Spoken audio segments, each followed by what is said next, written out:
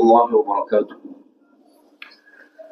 الحمد لله نحمده ونستعينه ونستغفره ونعوذ بالله من شرور أنفسنا ومن سيئات أعمالنا. من يهده الله فلا مضل له ومن يضلل فلا هادي له، وأشهد أن لا إله إلا الله وحده لا شريك له، وأشهد أن محمدا عبده ورسوله أرسله بالهدى ودين الحق ليظهره على الدين كله ولو كره المشركون.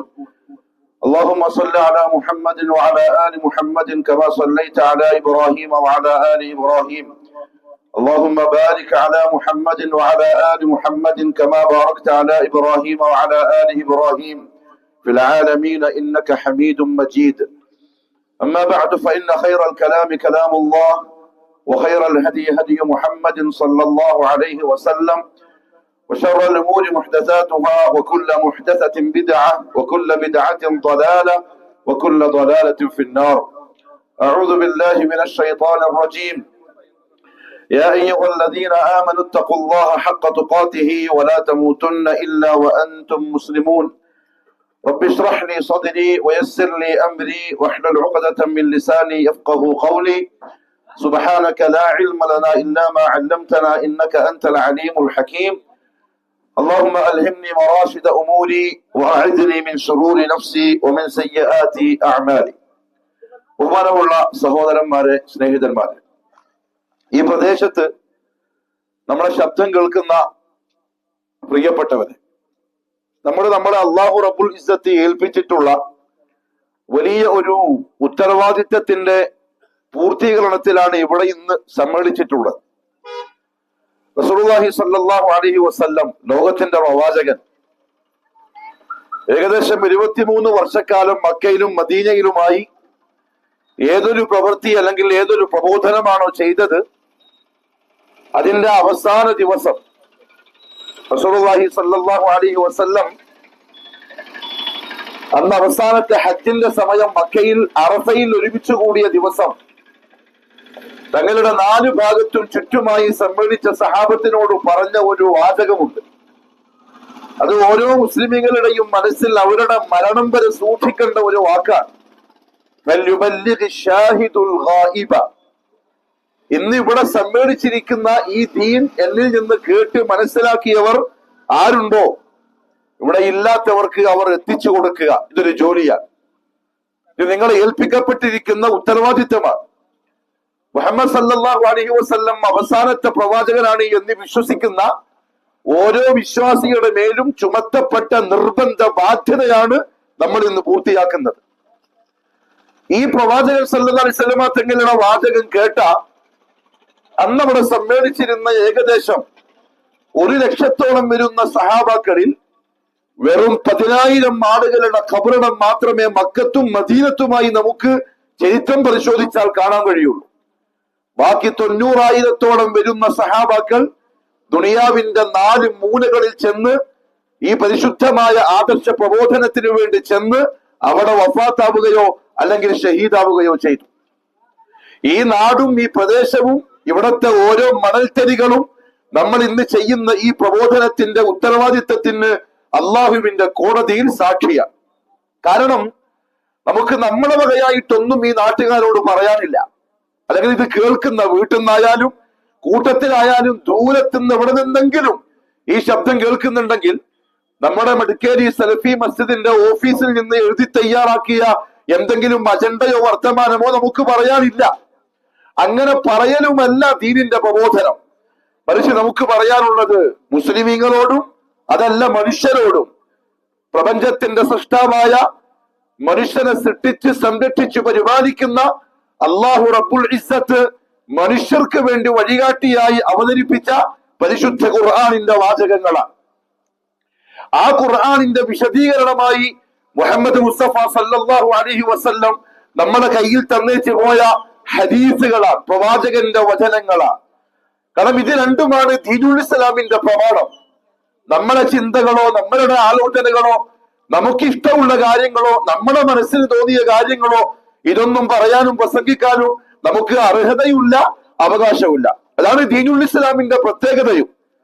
അതാണ് ദീനുൽ ഇസ്ലാമിനെ ബുദ്ധിജീവികളെ ആകർഷിപ്പിച്ച പ്രധാനപ്പെട്ട ഒരു വസ്തുത. വിവരമുള്ള, വിവേകമുള്ള, ചിന്താശേഷിയുള്ള ബുദ്ധിജീവികൾ ഇന്ന് വർത്തമാനകാലത്ത് ദീനുൽ ഇസ്ലാമിലേക്ക് ആകർഷിക്കാനും ഇസ്ലാമിലേക്ക് അടുക്കാനും ഇസ്ലാമിനെ പറ്റി പഠിക്കാനും തയ്യാറായതിന്റെ പ്രധാനപ്പെട്ട ഒരു കാര്യം പരിശുദ്ധ ഇസ്ലാം മനുഷ്യരുടെ മുന്നിൽ വെക്കുന്ന അടിസ്ഥാന പ്രമാണങ്ങളുടെ ഭദ്രതയും പരിശുദ്ധതയും കണ്ടുകൊണ്ടാണ്. കാരണം ഖാല അല്ലാഹ് വഖാല റസൂലുള്ളാഹ്, വേറൊന്നും നമുക്ക് പറയാനില്ല. നമ്മൾ ഇപ്പൊ ആഗ്രഹിക്കുന്നതും അത് മാത്രം പറയാനാണ്. അതിൽ പ്രധാനപ്പെട്ട ഒരു കാര്യം, പ്രിയപ്പെട്ടവരെ, അല്ലാഹു സുബ്ഹാനഹു വ തആല നമുക്ക് തന്നിരിക്കുന്ന ഭൂമിയിലെ ഈ ജീവിതം, നമ്മളുടെ ജീവൻ, ആത്മാവ്, നമ്മളുടെ റൂഹ്, മനോഹരമായ ഈ ശരീരം, അതൊരു അനുഗ്രഹമാണ്. നമ്മൾ ചിന്തിക്കേണ്ട പ്രധാനപ്പെട്ട കാര്യം, പലപ്പോഴും മനുഷ്യന്മാര് അംഗവൈകല്യങ്ങളുള്ള അല്ലെങ്കിൽ ജീവിതത്തിൽ എന്തെങ്കിലും ശാരീരിക പ്രയാസങ്ങളോ അതല്ലെങ്കിൽ വസ്തുക്കളുടെ കുറവുകളോ ഉള്ള ആൾക്കാരെ നോക്കി പ്രപഞ്ചത്തിന്റെ സൃഷ്ടാവായ അള്ളാഹുവിനെ വെല്ലുവിളിക്കാറുണ്ട്, അല്ലെങ്കിൽ കളിയാക്കി പരിഹസിച്ച് സംസാരിക്കാറുണ്ട്. ഇവർക്ക് എന്താ അള്ളാഹു കണ്ണു കൊടുക്കാത്തത്, ഇയാൾക്ക് എന്താ കൈ കൊടുക്കാത്തത്, ഇയാളെ എന്താ പാവപ്പെട്ട ദരിദ്രനാക്കിയത്, ഇയാളെ എന്താ പൊട്ടനാക്കിയത്, ഇയാളെ എന്താ ഭ്രാന്തനാക്കിയത്. അങ്ങനെ പലരും ന്യൂനതകൾ മുന്നിൽ വെച്ച് സൃഷ്ടാവായ അള്ളാഹുവിനെ കൊഞ്ഞനം കുത്തുന്ന സ്വഭാവക്കാരാണ്. നേരെ മറിച്ച് ബുദ്ധിയുള്ള, വിവേകമുള്ള, കാര്യങ്ങളെ വേർതിരിച്ച് മനസ്സിലാക്കാൻ കഴിവുള്ള ഇസ്ലാം അൽ ഇൻസാൻ, മനുഷ്യൻ എന്ന പേരിൽ വിളിച്ച യഥാർത്ഥ മനുഷ്യനെ സംബന്ധിച്ചിടത്തോളം അവരെ കാണുമ്പം അവൻ ചിന്തിക്കുന്നത് എന്റെ ഉടമസ്ഥനായ റബ്ബ് എനിക്ക് തന്ന അനുഗ്രഹത്തെ സംബന്ധിച്ചാണ്. അങ്ങനെയൊന്നും ആക്കാതെ, പ്രശ്നങ്ങളൊന്നും ഉണ്ടാക്കാതെ, ന്യൂനതകളോ പോരായ്മകളോ ഒന്നും തരാതെ, ആരോഗ്യമുള്ള, വൈകല്യങ്ങളില്ലാത്ത ശരീരം എനിക്ക് തന്ന റബ്ബിന് സ്തുതി എന്ന് പറയുന്നവനായിരിക്കും. നമുക്ക് എപ്പോഴെന്നറിയോ അള്ളാഹു തന്ന ഈ ജീവന്റെയും ഈ ശരീരത്തിന്റെയും ഈ ആരോഗ്യത്തിന്റെയും ഈ സൗകര്യങ്ങളുടെയും വില മനസ്സിലാവുക ഇതെന്തെങ്കിലും ഒന്ന് നഷ്ടപ്പെട്ടു പോകുമ്പോഴാണ്. അങ്ങനെ ഇല്ലാത്തവരോട് അത് ചോദിച്ച് അതിന്റെ പ്രാധാന്യം മനസ്സിലാക്കാൻ നമ്മുടെ മുമ്പിൽ തന്നിരിക്കുന്ന ദൃഷ്ടാന്തങ്ങളാണ് ആ കുറവുകളുള്ളവർ. അത് ന്യൂനതയല്ല. അവർക്ക് നാളെ അള്ളാഹു മരണത്തിന് ശേഷമുള്ള ജീവിതത്തിൽ 10 മടങ്ങ് സുഖവും സൗകര്യവും നൽകും, അതിൽ സംശയമില്ല. ഇത് നഷ്ടപ്പെടുമ്പോ മാത്രമേ ഇതിന്റെ പ്രാധാന്യം മനസ്സിലാവുകയുള്ളൂ. ശരിയാണ്, ജീവിതം നശിപ്പിക്കാനുള്ളതല്ല, ഈ ആരോഗ്യം വെറുതെ നശിപ്പിക്കാനുള്ളതല്ല. ഭൂമിയിൽ ജീവിക്കുന്ന അത്രയും കാലം ഉടമസ്ഥനായ അള്ളാഹു റബ്ബുൽ ഇസ്സത്ത് നിരീക്ഷിക്കുന്നുണ്ട്. ഒരു ദിവസം അവൻ തന്ന ശരീരവും അവൻ തന്ന ആത്മാവും അവൻ തിരിച്ചെടുക്കുക തന്നെ ചെയ്യും, ഓരോരുത്തരുടെയും. ഇന്ന് വരെ ആരും ജയിച്ചിട്ടില്ല, ഇന്ന് വരെ ആരും മരണത്തിന്റെ മുന്നിൽ ജയിച്ചോടി അകന്നിട്ടില്ല. ആളുകാരും മരിക്കാൻ ഇഷ്ടപ്പെടുന്ന ആൾക്കാരല്ല, ആരും മരിക്കാൻ കൊതിക്കലുമില്ല, മരിക്കാൻ വേണ്ടി പണിയെടുക്കലുമില്ല. ആളുകൾ ആഗ്രഹിക്കുന്നത് മരിക്കാതിരിക്കാനാ, ആരോഗ്യം സംരക്ഷിക്കുന്നത് മരിക്കാതിരിക്കാനാ, ഈ ഭൂമിയിൽ നിന്ന് തിരിച്ചു പോകാതിരിക്കാനാ. ഇല്ല, ഒരാളും ഇന്നു വരെ ജയിച്ചിട്ടില്ല. നമ്മൾ ഈ അവസാന കാലഘട്ടത്തിന്റെ ഭാഗമായി ജീവിക്കുന്ന മനുഷ്യന്മാർക്ക് ചെറിയ ജീവനേ ഉള്ളൂ, ചെറിയ ശരീരമേ ഉള്ളൂ. ഇതിനേക്കാളും വലിയവർ ഈ ഭൂമിയിൽ വന്നുപോയിട്ടുണ്ട്, ശക്തവാന്മാരായ ആളുകൾ വന്നുപോയിട്ടുണ്ട്. പരിശുദ്ധ ഖുർആന്റെ ഭാഷയിൽ പറഞ്ഞാൽ വലിയ വലിയ പർവ്വതങ്ങളിൽ കയറി ചെന്ന് കൈവിരലുകൾ കൊണ്ട് അത് തുഴന്ന് അവിടെ വലിയ വലിയ സ്തൂപങ്ങളും കൊട്ടാരങ്ങളും പണിത ശാരീരികമായി ഭയങ്കരമായി ശക്തിയുള്ള ആളുകൾ ഈ ഭൂമിയിൽ കഴിഞ്ഞുപോയിട്ടുണ്ട്.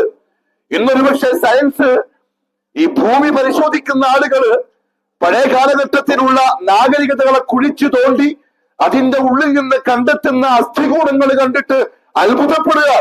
അവരുടെ എല്ലുകളുടെ ബലം, അതിന്റെ വലുപ്പം, അവരുടെ ശരീരത്തിന്റെ വലുപ്പം. കുറെ ആളുകൾ കഴിഞ്ഞുപോയി. പക്ഷെ അല്ലാഹു സുബ്ഹാനഹു വ തആല പരിശുദ്ധ ഖുർആനിൽ ചോദിച്ച ഒരു ചോദ്യമുണ്ട്, ഫഹൽ തറാ ലഹും മിൻ ബാഖിയ, എവിടെ പോയി അവരൊക്കെ? സൃഷ്ടാവിനെ വെല്ലുവിളിച്ച ആളുകളൊക്കെ എവിടെ പോയി? ആരോഗ്യം മുന്നിൽ വെച്ച്, സമ്പത്ത് മുന്നിൽ വെച്ച്, അധികാരം മുന്നിൽ വെച്ച്, സൗകര്യങ്ങൾ മുന്നിൽ വെച്ച്, മൻ അശദ്ദു മിന്നാ ഖുവ്വ, ആരുണ്ട് നമ്മളെക്കാളും വലിയ ശക്തിയുള്ളവർ എന്നൊക്കെ വെല്ലുവിളിച്ച ആളുകളൊക്കെ എവിടെ പോയി? എല്ലാരും പോയി, മരണത്തിന്റെ മുന്നിൽ കീഴടങ്ങി. അതെ, ഈ പ്രസംഗിക്കുന്ന ഞാനും എന്നെ കേൾക്കുന്ന നിങ്ങളും ഒരു ദിവസം ആ മലക്കുൽ മൗത്തിന്റെ ആ മാലാഖയുടെ മുന്നിൽ അടിയറവ് പറയേണ്ടവരാണ്. പരാജയം സമ്മതിക്കേണ്ടവരാണ്.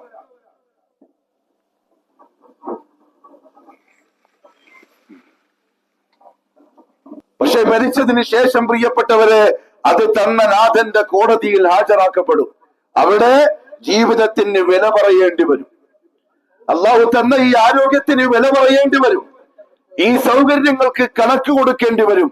അതുകൊണ്ടാണ് റസൂലുള്ളാഹി സ്വല്ലല്ലാഹു അലൈഹി വസല്ലം പറഞ്ഞത്, ലാ തസാലു ഖദമ ബിനി ആദമ ഹത്താ യുസ്അല അൻ ഖംസിൻ. 5 കാര്യങ്ങളെ പറ്റി ചോദ്യം ചെയ്യപ്പെടുന്നവരെ ആദം സന്തതികളുടെ മനുഷ്യരുടെ കാലുകൾ ആ കോടതിയിൽ ചലിപ്പിക്കാൻ കഴിയൂല. അതിൽ ഒന്നാമത്തെ കാര്യം അൻ ഉംരിഹി ഫീമാ അഫ്നാ. അവൻ ഈ ഭൂമിയിൽ ജീവിച്ച് സുഖിച്ച് മതിച്ച് തീർക്കുന്ന അവന്റെ ജീവിതത്തെ സംബന്ധിച്ചാൽ നീ എന്താ ചെയ്തത്, നീ എങ്ങനെയാ ജീവിച്ചത്, നിന്നെ ആരും കാണുന്നില്ല, ആരും നോക്കുന്നില്ല, ആരും നിരീക്ഷിക്കുന്നില്ല, ആരും നിന്റെ കണക്കെടുക്കുന്നില്ല. ഒരു ദിവസം ആ കണക്ക് പുസ്തകം നിന്റെ മുന്നിൽ നീട്ടിത്തരും, എന്നിട്ട് നിന്നോട് വായിക്കാൻ പറയും. എന്നൊന്നും ആരും ചെയ്യൂല. ഇതൊക്കെയാണോ നീ വിചാരിക്കുന്നത്? എന്നാൽ നീ അശ്രദ്ധയിലാണ്, എന്നാൽ നീ ഒരു സ്വപ്നത്തിലാണ്. സംഗതി അങ്ങനെയല്ല. ഏതൊരുത്തനാണോ നിന്നെ ഇവിടെ കൊണ്ടുവന്നത്, മനുഷ്യരെ ആരാണോ നിന്നെ ഇവിടെ സൃഷ്ടിച്ചത്, ശുദ്ധമായ ശൂന്യതയിൽ നിന്ന്. എന്റെ പേര് സലാഹുദ്ദീൻ എന്നാണ്. ഈ ഞാനെന്ന് പറയുന്ന ഈ തടി ഒരു കാലത്ത് ഈ ദുനിയാവിലില്ല. 10-39 വർഷങ്ങൾക്ക് മുമ്പ് ഞാനെന്ന് പറയുന്ന സാധനം ഈ ഭൂമിയിലില്ല. പിന്നെ ഞാൻ ഉണ്ടായത് എങ്ങനെയാ? എന്നെ സൃഷ്ടിച്ച റബ്ബ് പറഞ്ഞു, ഇന്നാ ഖലഖനൽ ഇൻസാന മിൻ നുത്ഫത്തിൻ അംശാദ്. ഒരാണിന്റെയും പെണ്ണിന്റെയും ബീജങ്ങളെ തമ്മിൽ സംയോജിപ്പിച്ച് മാതാവിന്റെ ഗർഭാശയത്തിന് സുരക്ഷിതമായ കോട്ടയിൽ നിക്ഷേപിച്ച് അതിനെ അത്ഭുതങ്ങൾക്ക് പിറകിൽ പ്രവർത്തിപ്പിച്ച് ഈ കോലമാക്കി ഞാൻ പുറത്തു കൊണ്ടുവന്നതാണ്. നമ്മൾ സ്വയം പൊട്ടി വീണതല്ല, നമ്മൾ ആരും സ്വന്തം ആശിച്ചു വന്നതല്ല, ആരും എഴുതി കൊടുത്തിട്ട് മടിക്കേരിയിൽ ഇന്ന സ്ഥലത്ത് ഇന്ന കുടുംബത്തിൽ ഇന്ന വീട്ടില് എനിക്ക് ജനിക്കണം എന്ന് പറഞ്ഞു കൊടുത്തിട്ട് വന്നതല്ല. നമ്മളെ സൃഷ്ടിച്ചവൻ, നമ്മളുടെ നാഥൻ, സൃഷ്ടാവ്, അവൻ ഇഷ്ടപ്പെട്ട പോലെ അവൻ ഉദ്ദേശിക്കുന്ന സ്ഥലത്ത് നമ്മളെ സൃഷ്ടിച്ച് പടച്ചുണ്ടാക്കി ഇങ്ങോട്ട് വിട്ടതാ. ഇനി മടങ്ങി പോവേണ്ടതും അവന്റെ അടുത്തേക്കാണ്. ഒരു ദിവസം ഞാനും നിങ്ങളും നമ്മളെ ഇങ്ങോട്ട് വിട്ടവന്റെ കോടതിയിലേക്ക് തിരിച്ചു പോകണം. അവിടെ എത്തുന്നതിന് മുമ്പ് പ്രിയപ്പെട്ടവരെ, നമ്മുടെ മുന്നിൽ വെക്കാനുള്ള പ്രധാനപ്പെട്ട ഒരു കാര്യം ഭൂമിയിൽ മനുഷ്യനായി ജീവിക്കണമെന്നാണ്. മനുഷ്യനായി ജീവിക്കണം. അത് മുസ്ലിം ആയാലും ഹിന്ദു ആയാലും ക്രിസ്ത്യാനി ആയാലും ഇനി മതമുള്ളവനായാലും ഇല്ലാത്തവനായാലും ആരായാലും ഭൂമിയിൽ മനുഷ്യനായി ജീവിക്കണം. എന്താ അങ്ങനെ പറയാൻ കാരണം എന്നറിയോ? ഒരുപാട് അങ്ങോട്ട് ചരിത്രത്തിന്റെ മുൻകാലഘട്ടങ്ങളിലേക്ക് നമ്മൾ സഞ്ചരിച്ചാൽ ഒരു വിഭാഗം ജനതയെ സംബന്ധിച്ച് നമുക്ക് വായിക്കാൻ സാധിക്കും. അവരും ഇരുകാലികളാണ്. 2 കാലുള്ള, കൈകളുള്ള, മുഖമുള്ള, കണ്ണുള്ള, ചെവിയുള്ള, സംസാരശേഷിയുള്ള മനുഷ്യനെന്ന് വിളിക്കപ്പെട്ടവര് തന്നെയാണ്. പക്ഷേ ചരിത്രം അവരെ സംബന്ധിച്ച് എഴുതിയത് അവര് നാൽക്കാലികളെക്കാളും മതപ്പതിച്ചവരായിരുന്നു എന്നാണ്. എന്തായിരിക്കും അതിന്റെ കാരണം? ആടുമാടുകളെ പോലെ, നാൽക്കാലികളെ പോലെ ഭൂമിയില് വെറും വേസ്റ്റായി ജീവിച്ച മനുഷ്യരാണവർ. അതിന്റെ കാരണം ചരിത്രത്തിൽ പറഞ്ഞെന്താ അറിയോ? മനുഷ്യത്വം എന്താണെന്ന് അവരറിഞ്ഞില്ല. അവർക്ക് അവരെ സൃഷ്ടിച്ച റബ്ബ് നൽകിയ തലച്ചോറിന്റെ വില മനസ്സിലായില്ല. ജീവിതത്തെ പറ്റി അവർ ചിന്തിച്ചില്ല. അവരെ സൃഷ്ടിച്ചവൻ അവർക്ക് നൽകിയ ഉത്തരവാദിത്തങ്ങളെ കുറിച്ച് അവർ ബോധവാന്മാരായില്ല. മറിച്ച് അവരെ സ്വയം നശിപ്പിച്ച് അവരവരെ നാൽക്കാലികളെ പോലെ ആക്കുകയായിരുന്നു. പരിശുദ്ധ ഖുർആൻ അവരെ സംബന്ധിച്ച് പറഞ്ഞ ഒരു വാചകമുണ്ട്, ഉലൈക കൽ അൻആമി ബൽ ഹും അദൽ. അവരെ മനുഷ്യരെന്ന് വിളിക്കാൻ പറ്റൂല, നാൽക്കാലികളെ പോലെയാണവർ എന്നല്ല, അവർ അതിനേക്കാളും മതപ്പതിച്ചവരും വൃത്തികെട്ടവരുമാണ്. എങ്ങനെയെന്നറിയോ അത് സംഭവിച്ചത്? ഭൂമിയിൽ നന്മ ആഗ്രഹിക്കാത്ത, ആളുകൾക്കിടയിൽ സമാധാനം കൊതിക്കാത്ത, ജീവിതത്തിന് സ്വസ്ഥതയുണ്ടാവരുത് എന്ന് ആഗ്രഹിക്കുന്ന, മനുഷ്യനെ മനുഷ്യനല്ലാതാക്കി ഭൂമിയിൽ കുഴപ്പങ്ങൾ ഉണ്ടാക്കാൻ കാത്തിരിക്കുന്ന ദുഷ്ടശക്തികളുണ്ട്. പൈശാചിക ചിന്തയുള്ളവരുണ്ട്. പിശാചിന്റെ ആളുകളുണ്ട്. അവരുടെ ആഗ്രഹം ദുനിയാ ഭൂമിയിൽ കൊലപാതകങ്ങൾ ഉണ്ടാവണമെന്നാണ്. ഇവിടെ കള്ളുകുടിയും മയക്കുമരുന്നും വ്യഭിചാരവും അതേപോലെ തന്നെ കലാപങ്ങളും പ്രശ്നങ്ങളും ഉണ്ടാകണമെന്ന അത് കൊതിച്ച ആളുകൾ, അത് കൊതിക്കുന്ന മനുഷ്യന്റെ മനസ്സുകൾക്ക് തേടിപ്പിടിക്കാവുന്ന ദൂരത്തില് ആവശ്യമുള്ളതെല്ലാം നൽകി. പക്ഷെ മനുഷ്യൻ എന്ന് പറയുന്ന ജീവി എന്തായിന്നറിയോ? ഈ ദുഷ്ടശക്തികളുടെ ലാഭക്കൊതി തിരിച്ചറിയാതെ അതിൽ വീണങ്ങ് മുങ്ങി. പ്രിയപ്പെട്ടവരെ, മദ്യപാനത്തിനും മയക്കുമരുന്നിനും മനുഷ്യനെ അടിമകളാക്കുന്നതിന്റെ പിറകിലുള്ള ലക്ഷ്യം എന്തായിരിക്കും? വെറുതെ ഒരു രസമായിരിക്കോ? 10-250 റുപ്യ കൊടുത്ത് 200 മില്ലി അടിച്ചാൽ കിട്ടുന്നൊരു സുഖം, ഒരു രസം, അത് മാത്രമായിരിക്കോ?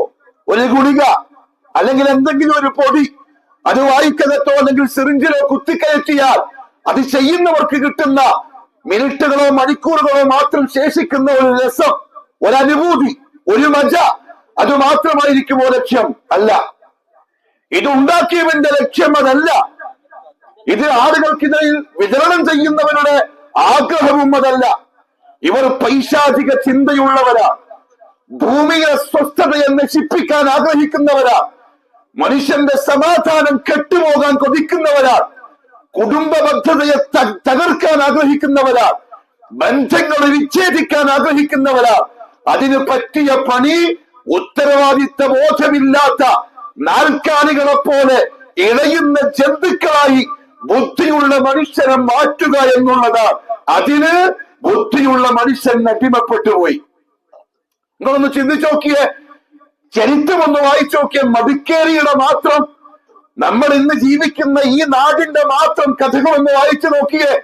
കുടുംബങ്ങളെ നശിക്കാൻ, ആളുകളുടെ മനസ്സമാധാനം നഷ്ടപ്പെടാൻ, ആളുകൾ അങ്ങോട്ടും ഇങ്ങോട്ടും കൊലപാതകങ്ങൾ നടത്താൻ, പിഞ്ചു പൈതങ്ങളെ അനാഥകളാവാൻ, ഒരു ചെറുക്കനെ വിശ്വസിച്ചിറങ്ങി വന്ന, കല്യാണം കഴിച്ചു വന്ന ആ പെൺകുട്ടിയുടെ ജീവിതം ദുസ്സഹമാവാൻ, അവരുടെ മനസ്സിന്റെ സമാധാനം നഷ്ടപ്പെടാൻ, മാതാപിതാക്കൾ കണ്ണീര് കൊണ്ടല്ല ചോരത്തുള്ളി കൊണ്ട് കരഞ്ഞ് ജീവിതത്തെ ജയിലിലുള്ള ജീവിതം പോലെയാക്കാൻ, ജീവിതത്തിനോടുള്ള ഇഷ്ടമില്ലാതെയായി ഒരു തുണ്ട് കയറിൽ അവസാനം ജീവനൊടുക്കാൻ ഉണ്ടായ കഥകളുടെ പിറകിലുള്ളത് ഈ ദുഷിച്ച രീതികളായിരിക്കും.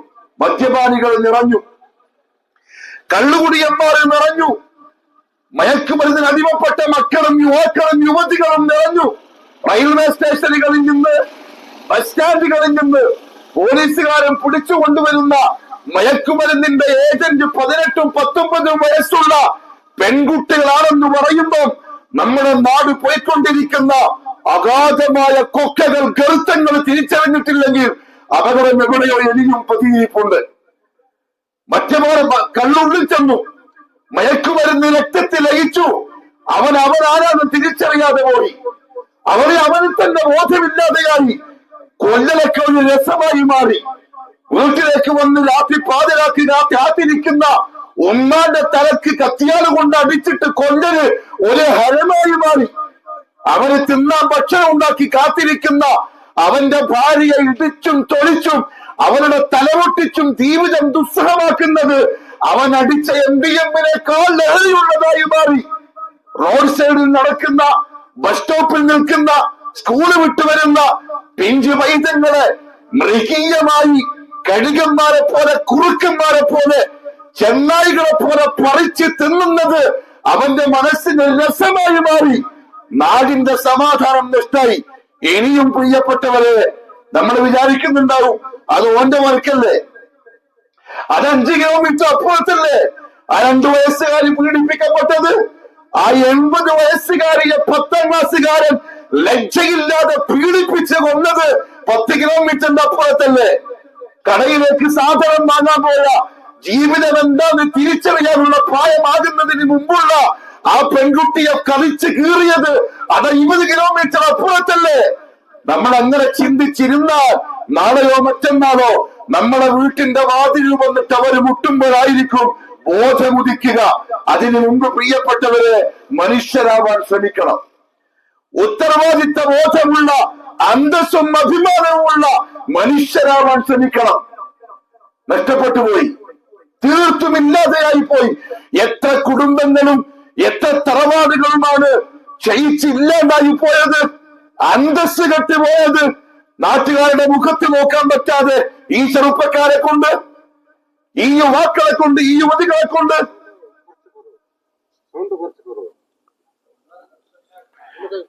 പ്രിയപ്പെട്ടവരെ, എത്ര പേരുടെ ജീവിതമാ ദുസ്സഹമായി പോയത്.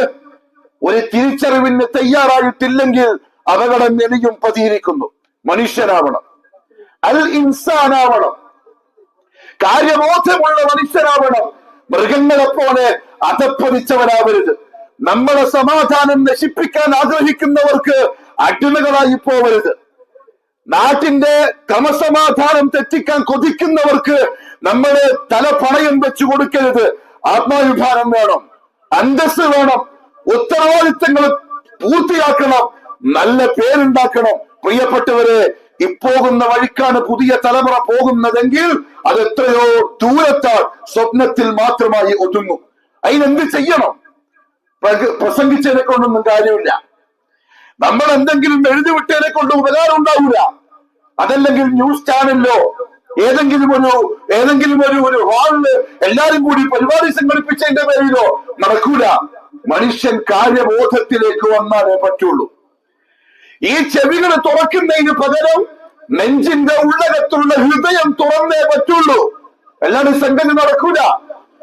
അതുകൊണ്ട് അല്ലാഹു സുബ്ഹാനഹു വ തആല പരിശുദ്ധ ഖുർആനിന്റെ ഒരുപാട് സ്ഥലങ്ങളിൽ മനുഷ്യനെ വിളിച്ച് ആവർത്തിച്ച് പറഞ്ഞത്, എടോ, നിന്റെ പിറകിൽ ഒരു നിരീക്ഷകരുണ്ട്, നിന്നെ ശ്രദ്ധിക്കുന്നവരുണ്ട്, നിന്നെ പടച്ചു വിട്ടവനുണ്ട്.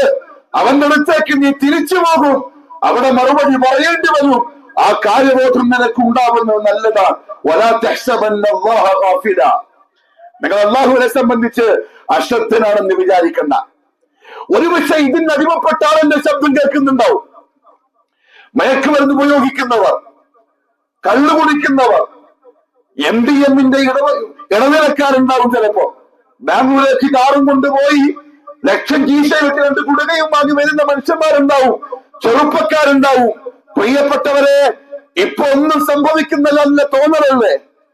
ഇപ്പൊ ഒന്നും ആയിട്ടില്ല എന്നുള്ള വിചാരമല്ലേ? ഇപ്പൊ നെഞ്ചും പിടിച്ച് ലക്ഷങ്ങൾ ചെലവാക്കി വില കൂടിയ കാറിൽ കറങ്ങുമ്പോ എന്തോ ഒരു അഭിമാനം തോന്നുന്നില്ലേ?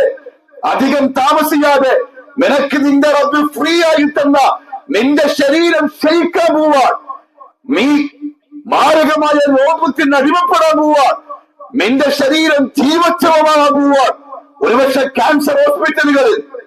ക്യാൻസറിന്റെ ഹോസ്പിറ്റലുകളിൽ വരാന്തയിൽ അങ്ങോട്ടും ഇങ്ങോട്ടും നടന്നാൽ കാണുന്ന കാഴ്ചകൾ കരള് പൊട്ടിക്കുന്ന കാഴ്ചകളാണ്.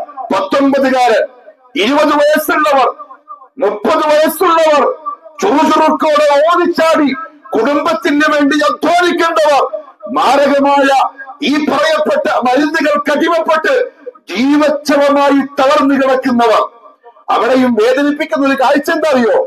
അവൻ ഇന്നലെ വന്ന് ചവിട്ടിയ അവന്റെ ഉമ്മ, അവൻ ഇന്നലെ വന്ന് തലക്കടിച്ച അവന്റെ ഉപ്പ, ബോധമില്ലാതെ മൃഗത്തെ പോലെ, പോത്തുകളെ പോലെ, കാളകളെ പോലെ വന്ന് ചവിട്ടിയ അവന്റെ ഭാര്യ അവന്റെ കാൽത്തുമ്പ തിരിഞ്ഞിട്ട് കഞ്ഞി വാരി കൊടുക്കുന്നുണ്ട്. ആ കാഴ്ചയെങ്കിലും മനസ്സിനൊന്ന് കൊണ്ടെങ്കിലൊന്ന് കൊതിച്ചു പോകും അത് കാണുമ്പോ. പ്രിയപ്പെട്ടവരെ, ഇപ്പൊ ഒന്നും സംഭവിക്കുന്നില്ല എന്നൊരു ചിന്തയുണ്ടാവും മനസ്സിന്. ഇല്ല, രഹസ്യം പുറത്തു വരും. പാതിരാക്ക് ആരും കാണാണ്ട് വീട്ടിനുള്ളിൽ ഒളിപ്പിച്ചു വെച്ചിട്ട് കൈമാറുന്ന സാധനത്തിന്റെ രഹസ്യം പരസ്യമാകും. വല്ലാഹി, അല്ലാഹുവാണ് സത്യം. എന്റെ ശബ്ദം കേൾക്കുന്ന പ്രിയപ്പെട്ട ചെറുപ്പക്കാരെ, എന്റെ പള്ളിയിലുള്ള മർമ്മമായി നിൽക്കുന്ന ചെറുപ്പക്കാരെ, ഈ നാട്ടിലുള്ള ചെറുപ്പക്കാരെ, രഹസ്യം ഒരു ദിവസം പരസ്യമാവുക തന്നെ ചെയ്യും. അള്ളാഹുവിന്റെ മുന്നിൽ ഒളിപ്പിക്കാൻ സാധ്യമല്ല. നാണക്കേടാകുന്നതിന് മുമ്പ്, അന്തസ് നഷ്ടപ്പെടുന്നതിന് മുമ്പ്, അഭിമാനം നശിക്കുന്നതിന് മുമ്പ്, ആൾക്കാർ വിരൽ ചൂണ്ടി കാണിച്ച് ഇതാണ് വൃത്തികെട്ടവൻ വരുന്നു എന്ന് പറഞ്ഞ് കുടുംബത്തിന്റെ അന്തസ് നശിക്കുന്നതിന്റെ മുമ്പ് തിരിച്ചു വരവിന് തയ്യാറായിക്കോളിൻ. മനുഷ്യരായിക്കോളിൻ. മനുഷ്യരായാലേ ഭൂമിയിൽ മനുഷ്യന് വേണ്ടി സൃഷ്ടിക്കപ്പെട്ട ഭൂമിയിൽ മനുഷ്യത്വം ഉണ്ടാവുകയുള്ളൂ. ഇല്ലേ, ഈ പറയുന്നെല്ലാം വേസ്റ്റാവും, ചെയ്യുന്നെല്ലാം വെറുതെയാവും. അള്ളാഹു മനസ്സിലാക്കാനുള്ള തൗഫീഖ് നസീബാക്കി തരട്ടെ. പ്രിയപ്പെട്ടവരെ, രണ്ടാമത്തൊരു കാര്യം എന്താ അറിയോ? എന്തുകൊണ്ടായിരിക്കും ഈ പിശാചിന്റെ ആളുകള് നാട്ടിൽ പ്രശ്നങ്ങൾ ഉണ്ടാക്കാൻ ഇമാതിരി സാധനങ്ങൾ ഉണ്ടാക്കി വെച്ച് മാടി വിളിക്കുമ്പോഴേക്കും പൈസ കണ്ട് സുഖകരതയുടെ ജീവിതം കണ്ട് അങ്ങ് പോയി വീഴുന്നുകൊണ്ടായിരിക്കും.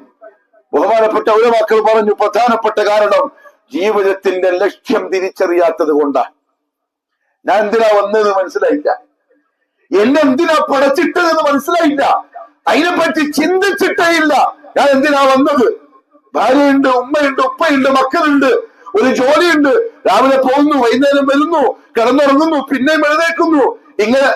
ഇങ്ങനെ രാവും പകലും കഴിയും തോറും ഇങ്ങനെ പോക്കി ഇങ്ങനെ വരുത്ത് അല്ല. സൃഷ്ടിച്ച റബ്ബ് പറഞ്ഞു, നിങ്ങളെ സൃഷ്ടിച്ചതിന്റെ പിറകിൽ എനിക്ക് അതിശക്തമായ ഒരു ലക്ഷ്യമുണ്ട്. എല്ലാരോടും, മനുഷ്യരോട്, അൽ ഇൻസാൻ എന്ന് പേരുള്ള ഇരികാതിയായ ജീവിയോട്, ബുദ്ധിയുള്ള ജീവിയോട്, കാര്യങ്ങളെ വേർതിരിച്ച് മനസ്സിലാക്കാൻ കഴിവ് നൽകപ്പെട്ടവരോട്, മസ്തിഷ്കമുള്ളവരോട്, നാൽക്കാലികളാവാത്തവരോട്, അള്ളാഹു തന്ന തലച്ചോറിനെ ആരുടെ മുന്നിലും പിണ്ടം വെക്കാത്തവരോട്, ആരുടെയും അടിമകളായി ജീവിക്കാത്തവരോട്, ആർക്കും അവന്റെ ജീവിതത്തെ അടിമയാക്കി സമർപ്പിക്കാത്തവരോട് സൃഷ്ടിച്ച റബ്ബ് പറഞ്ഞു, ഞാൻ നിന്നെ ഉണ്ടാക്കിയതിന്റെ പിറകിൽ ഒരു ലക്ഷ്യമുണ്ട്. ഞാൻ എന്തിനാ ഇങ്ങനെ പറയുന്നറിയോ? ഈ പറയപ്പെട്ട വിശേഷണങ്ങൾ ആർക്കെങ്കിലും ഉണ്ടെങ്കിൽ അള്ളാഹു പറയുന്ന ഈ ലക്ഷ്യം മനസ്സിലാവില്ല. റബ്ബ് തന്ന തലച്ചോറ് കൊണ്ട് സ്വയം ചിന്തിക്കാനും കേൾക്കാനും മനസ്സിലാക്കാനും തയ്യാറാകുന്നവർക്ക് മാത്രമേ ഇത് മനസ്സിലാവൂ. അടിമകൾക്ക് ഇത് മനസ്സിലാവൂല. ആരുടെയും അടിമകളല്ല നമ്മൾ, ആരുടെയും. നമ്മുടെ ഉപ്പാന്റെയും ഉമ്മാന്റെയും മക്കളാണ്, അടിമകളല്ല. നമ്മുടെ കുടുംബക്കാരെ അടിമകളല്ല, നമ്മുടെ നാട്ടുകാരുടെ അടിമകളല്ല, നമ്മുടെ ഉസ്താദുമാരുടെ അടിമകളല്ല, നമ്മുടെ മഹല്ല് ജമാഅത്തിന്റെ അടിമകളല്ല. അവർക്കൊക്കെ തോന്നും പോലെ കഴുത്തിൽ കയറിട്ട് അങ്ങോട്ടും ഇങ്ങോട്ടും വലിച്ചാൽ ഏതു ഭാഗത്തേക്കും മാറിപ്പോവാം. നമ്മൾ അടിമകളല്ല, നാൽക്കാലികളല്ല. ബുദ്ധിയുള്ള, മസ്തിഷ്കമുള്ള, ആത്മാഭിമാനമുള്ള, അന്തസ്സുള്ള മനുഷ്യരാണ്. മനുഷ്യരാരെങ്കിലേ ഈ ലക്ഷ്യം മനസ്സിലാവും. എന്താ ലക്ഷ്യം എന്നറിയോ? അള്ളാഹു പറഞ്ഞു, വമാ ഖലഖതുൽ ജിന്ന വൽ ഇൻസ ഇല്ലാ ലിയഅ്ബുദൂൻ. അതാ ലക്ഷ്യം. ബാക്കിയൊക്കെ ആവശ്യങ്ങളാണ്, ബാക്കിയെല്ലാം ആവശ്യങ്ങളാണ്. അത് പൂർത്തിയാവും. ലക്ഷ്യം വമാ ഖലഖതു, ഞാൻ സൃഷ്ടിച്ചിട്ടില്ല, അൽ ഇൻസ മനുഷ്യനെ, വൽ ജിന്ന ജിന്നിനെയും ഭൂതവർഗത്തെയും, ഇല്ലാ ലിയഅ്ബുദൂൻ അവർ എനിക്ക് മാത്രം ഇബാദത്ത് ചെയ്യുന്നവരായി ജീവിക്കാനല്ലാതെ. ഇതാ അള്ളാഹു മനുഷ്യനോട് അവന്റെ സൃഷ്ടിപ്പിന്റെ പിറകിലുള്ള ലക്ഷ്യം പറഞ്ഞത്. അതെ, മനുഷ്യ സൃഷ്ടിപ്പിന്റെ ഗായ, മനുഷ്യ സൃഷ്ടിപ്പിന്റെ ഉദ്ദേശം ആകാശങ്ങളെ പടച്ച, ഭൂമിയെ പടച്ച, അതിനിടയിലുള്ള വസ്തുവകകളെ സൃഷ്ടിച്ച് സംരക്ഷിക്കുന്ന ഉടമസ്ഥനായ അള്ളാഹുവിനെ മാത്രം ഇബാദത്ത് ചെയ്യാനാണ്. എങ്കിൽ പ്രിയപ്പെട്ടവരെ, ആ ഇബാദത്ത് എന്താണ് എന്ന് നമ്മൾ അറിയേണ്ടിയിരിക്കുന്നു. അത് ഈ നാട്ടിലുള്ളവർ കേൾപ്പിക്കലാണ് നമ്മളുടെ രണ്ടാമത്തെ ലക്ഷ്യം. ഒന്ന്, മനുഷ്യരെ നിങ്ങൾ മനുഷ്യരാവണമെന്ന് പറയാൻ, നിങ്ങൾ സ്വയം നശിക്കരുതെന്ന് പറയാൻ, അന്തസ്സ് നിങ്ങളായി കളയരുതെന്ന് പറയാൻ. രണ്ട്, ആ മനുഷ്യന്റെ മുന്നിൽ അവരെ സൃഷ്ടിച്ച റബ്ബ് വെച്ചിരിക്കുന്ന ജീവിതത്തിന്റെ ലക്ഷ്യം എന്തെന്ന് പറയാൻ. അത് അള്ളാഹുവിനെ മാത്രം ഇബാദത്ത് ചെയ്യലാണ്. അബ്ദുല്ലാഹി ഇബ്നു അബ്ബാസ് റളിയല്ലാഹു അൻഹുമ, മുസ്ലിമീങ്ങളായ പ്രിയപ്പെട്ടവരെ, പള്ളിക്കാരുണ്ടാവും, മഹല്ലത്തിന്റെ ആൾക്കാരുണ്ടാവും, ഉസ്താദുമാരുണ്ടാവും, പള്ളിയുമായി ബന്ധപ്പെട്ട ആൾക്കാരുണ്ടാവും. എല്ലാരും കേൾക്കാൻ വേണ്ടി പറയാം. നമുക്കൊക്കെ അറിയാവുന്ന അബ്ദുല്ലാഹി ഇബ്നു അബ്ബാസ് റളിയല്ലാഹു അൻഹുമ റസൂലുള്ളാഹിന്റെ സഹാബിയ, ഈ ഉമ്മത്തിലെ ഏറ്റവും വലിയ പണ്ഡിതൻ എന്ന് പറയപ്പെട്ട മഹാനായ സഹാബി, ഹിബ്റു ഹാദിഹിൽ ഉമ്മ, റഈസുൽ മുഫസ്സിരീൻ, പരിശുദ്ധ ഖുർആനിനെ തഫ്സീർ ചെയ്യുന്നതിൽ, വ്യാഖ്യാനിക്കുന്നതിൽ മേധാവായി അറിയപ്പെട്ട അബ്ദുല്ലാഹി ഇബ്നു അബ്ബാസ് റളിയല്ലാഹു അൻഹുമ ഈ ആയത്തിന്റെ അർത്ഥം പറഞ്ഞ എന്താണെന്നറിയോ? വമാ ഖലഖതുൽ ജിന്ന വൽ ഇൻസ ഇല്ലാ ലിയഅ്ബുദൂൻ. ഇല്ലാ ലിയഅ്ബുദൂൻ എന്ന വാക്കിന് അദ്ദേഹം പറഞ്ഞ അർത്ഥം ഐ ഇല്ലാ ലിയുവഹിദൂൻ, അവർ തൗഹീദുള്ളവരായി മാറാൻ വേണ്ടിയല്ലാതെ. എങ്ങനെ? മനുഷ്യരെയും ജിന്നിനെയും അല്ലാഹു പടച്ചത് എന്തിനാണ്? അവർ തൗഹീദുള്ളവരായി മാറാൻ, മുവഹിദുകളാവാൻ. എങ്കിൽ എന്റെ പ്രിയപ്പെട്ട സഹോദരങ്ങളെ, സഹോദരിമാരെ, എന്താണ് തൗഹീദ്? എന്താണ് തൗഹീദ്? നാളെ ഖബറിൽ മലക്കുകൾ വന്ന് മനുഷ്യനോട് ചോദ്യം ചോദിക്കുമ്പോ ആ 3 ചോദ്യങ്ങളിൽ ആദ്യത്തെ ചോദ്യം തൗഹീദുമായി ബന്ധപ്പെട്ട ചോദ്യമായിരിക്കും. ആദ്യത്തെ ചോദ്യം തൗഹീദുമായി ബന്ധപ്പെട്ട ചോദ്യമായിരിക്കും. മർറബ്ബുക്, നിന്റെ റബ്ബാരാണ്? അതിന് മറുപടി പറയണം. ലോകത്ത് വന്ന മുഴുവൻ അംബിയാ മുർസലീങ്ങളും പറയാനായി ഏൽപ്പിക്കപ്പെട്ട ആദ്യത്തെ കാര്യം ഈ തൗഹീദാണ്. മനുഷ്യൻ ചെയ്യുന്ന നന്മകൾ ഉടമസ്ഥനായ അള്ളാഹുവിന്റെ അടുക്കൽ സ്വീകരിക്കപ്പെടാൻ അള്ളാഹു നിബന്ധനയാക്കിയത് അതും ഈ തൗഹീദാണ്.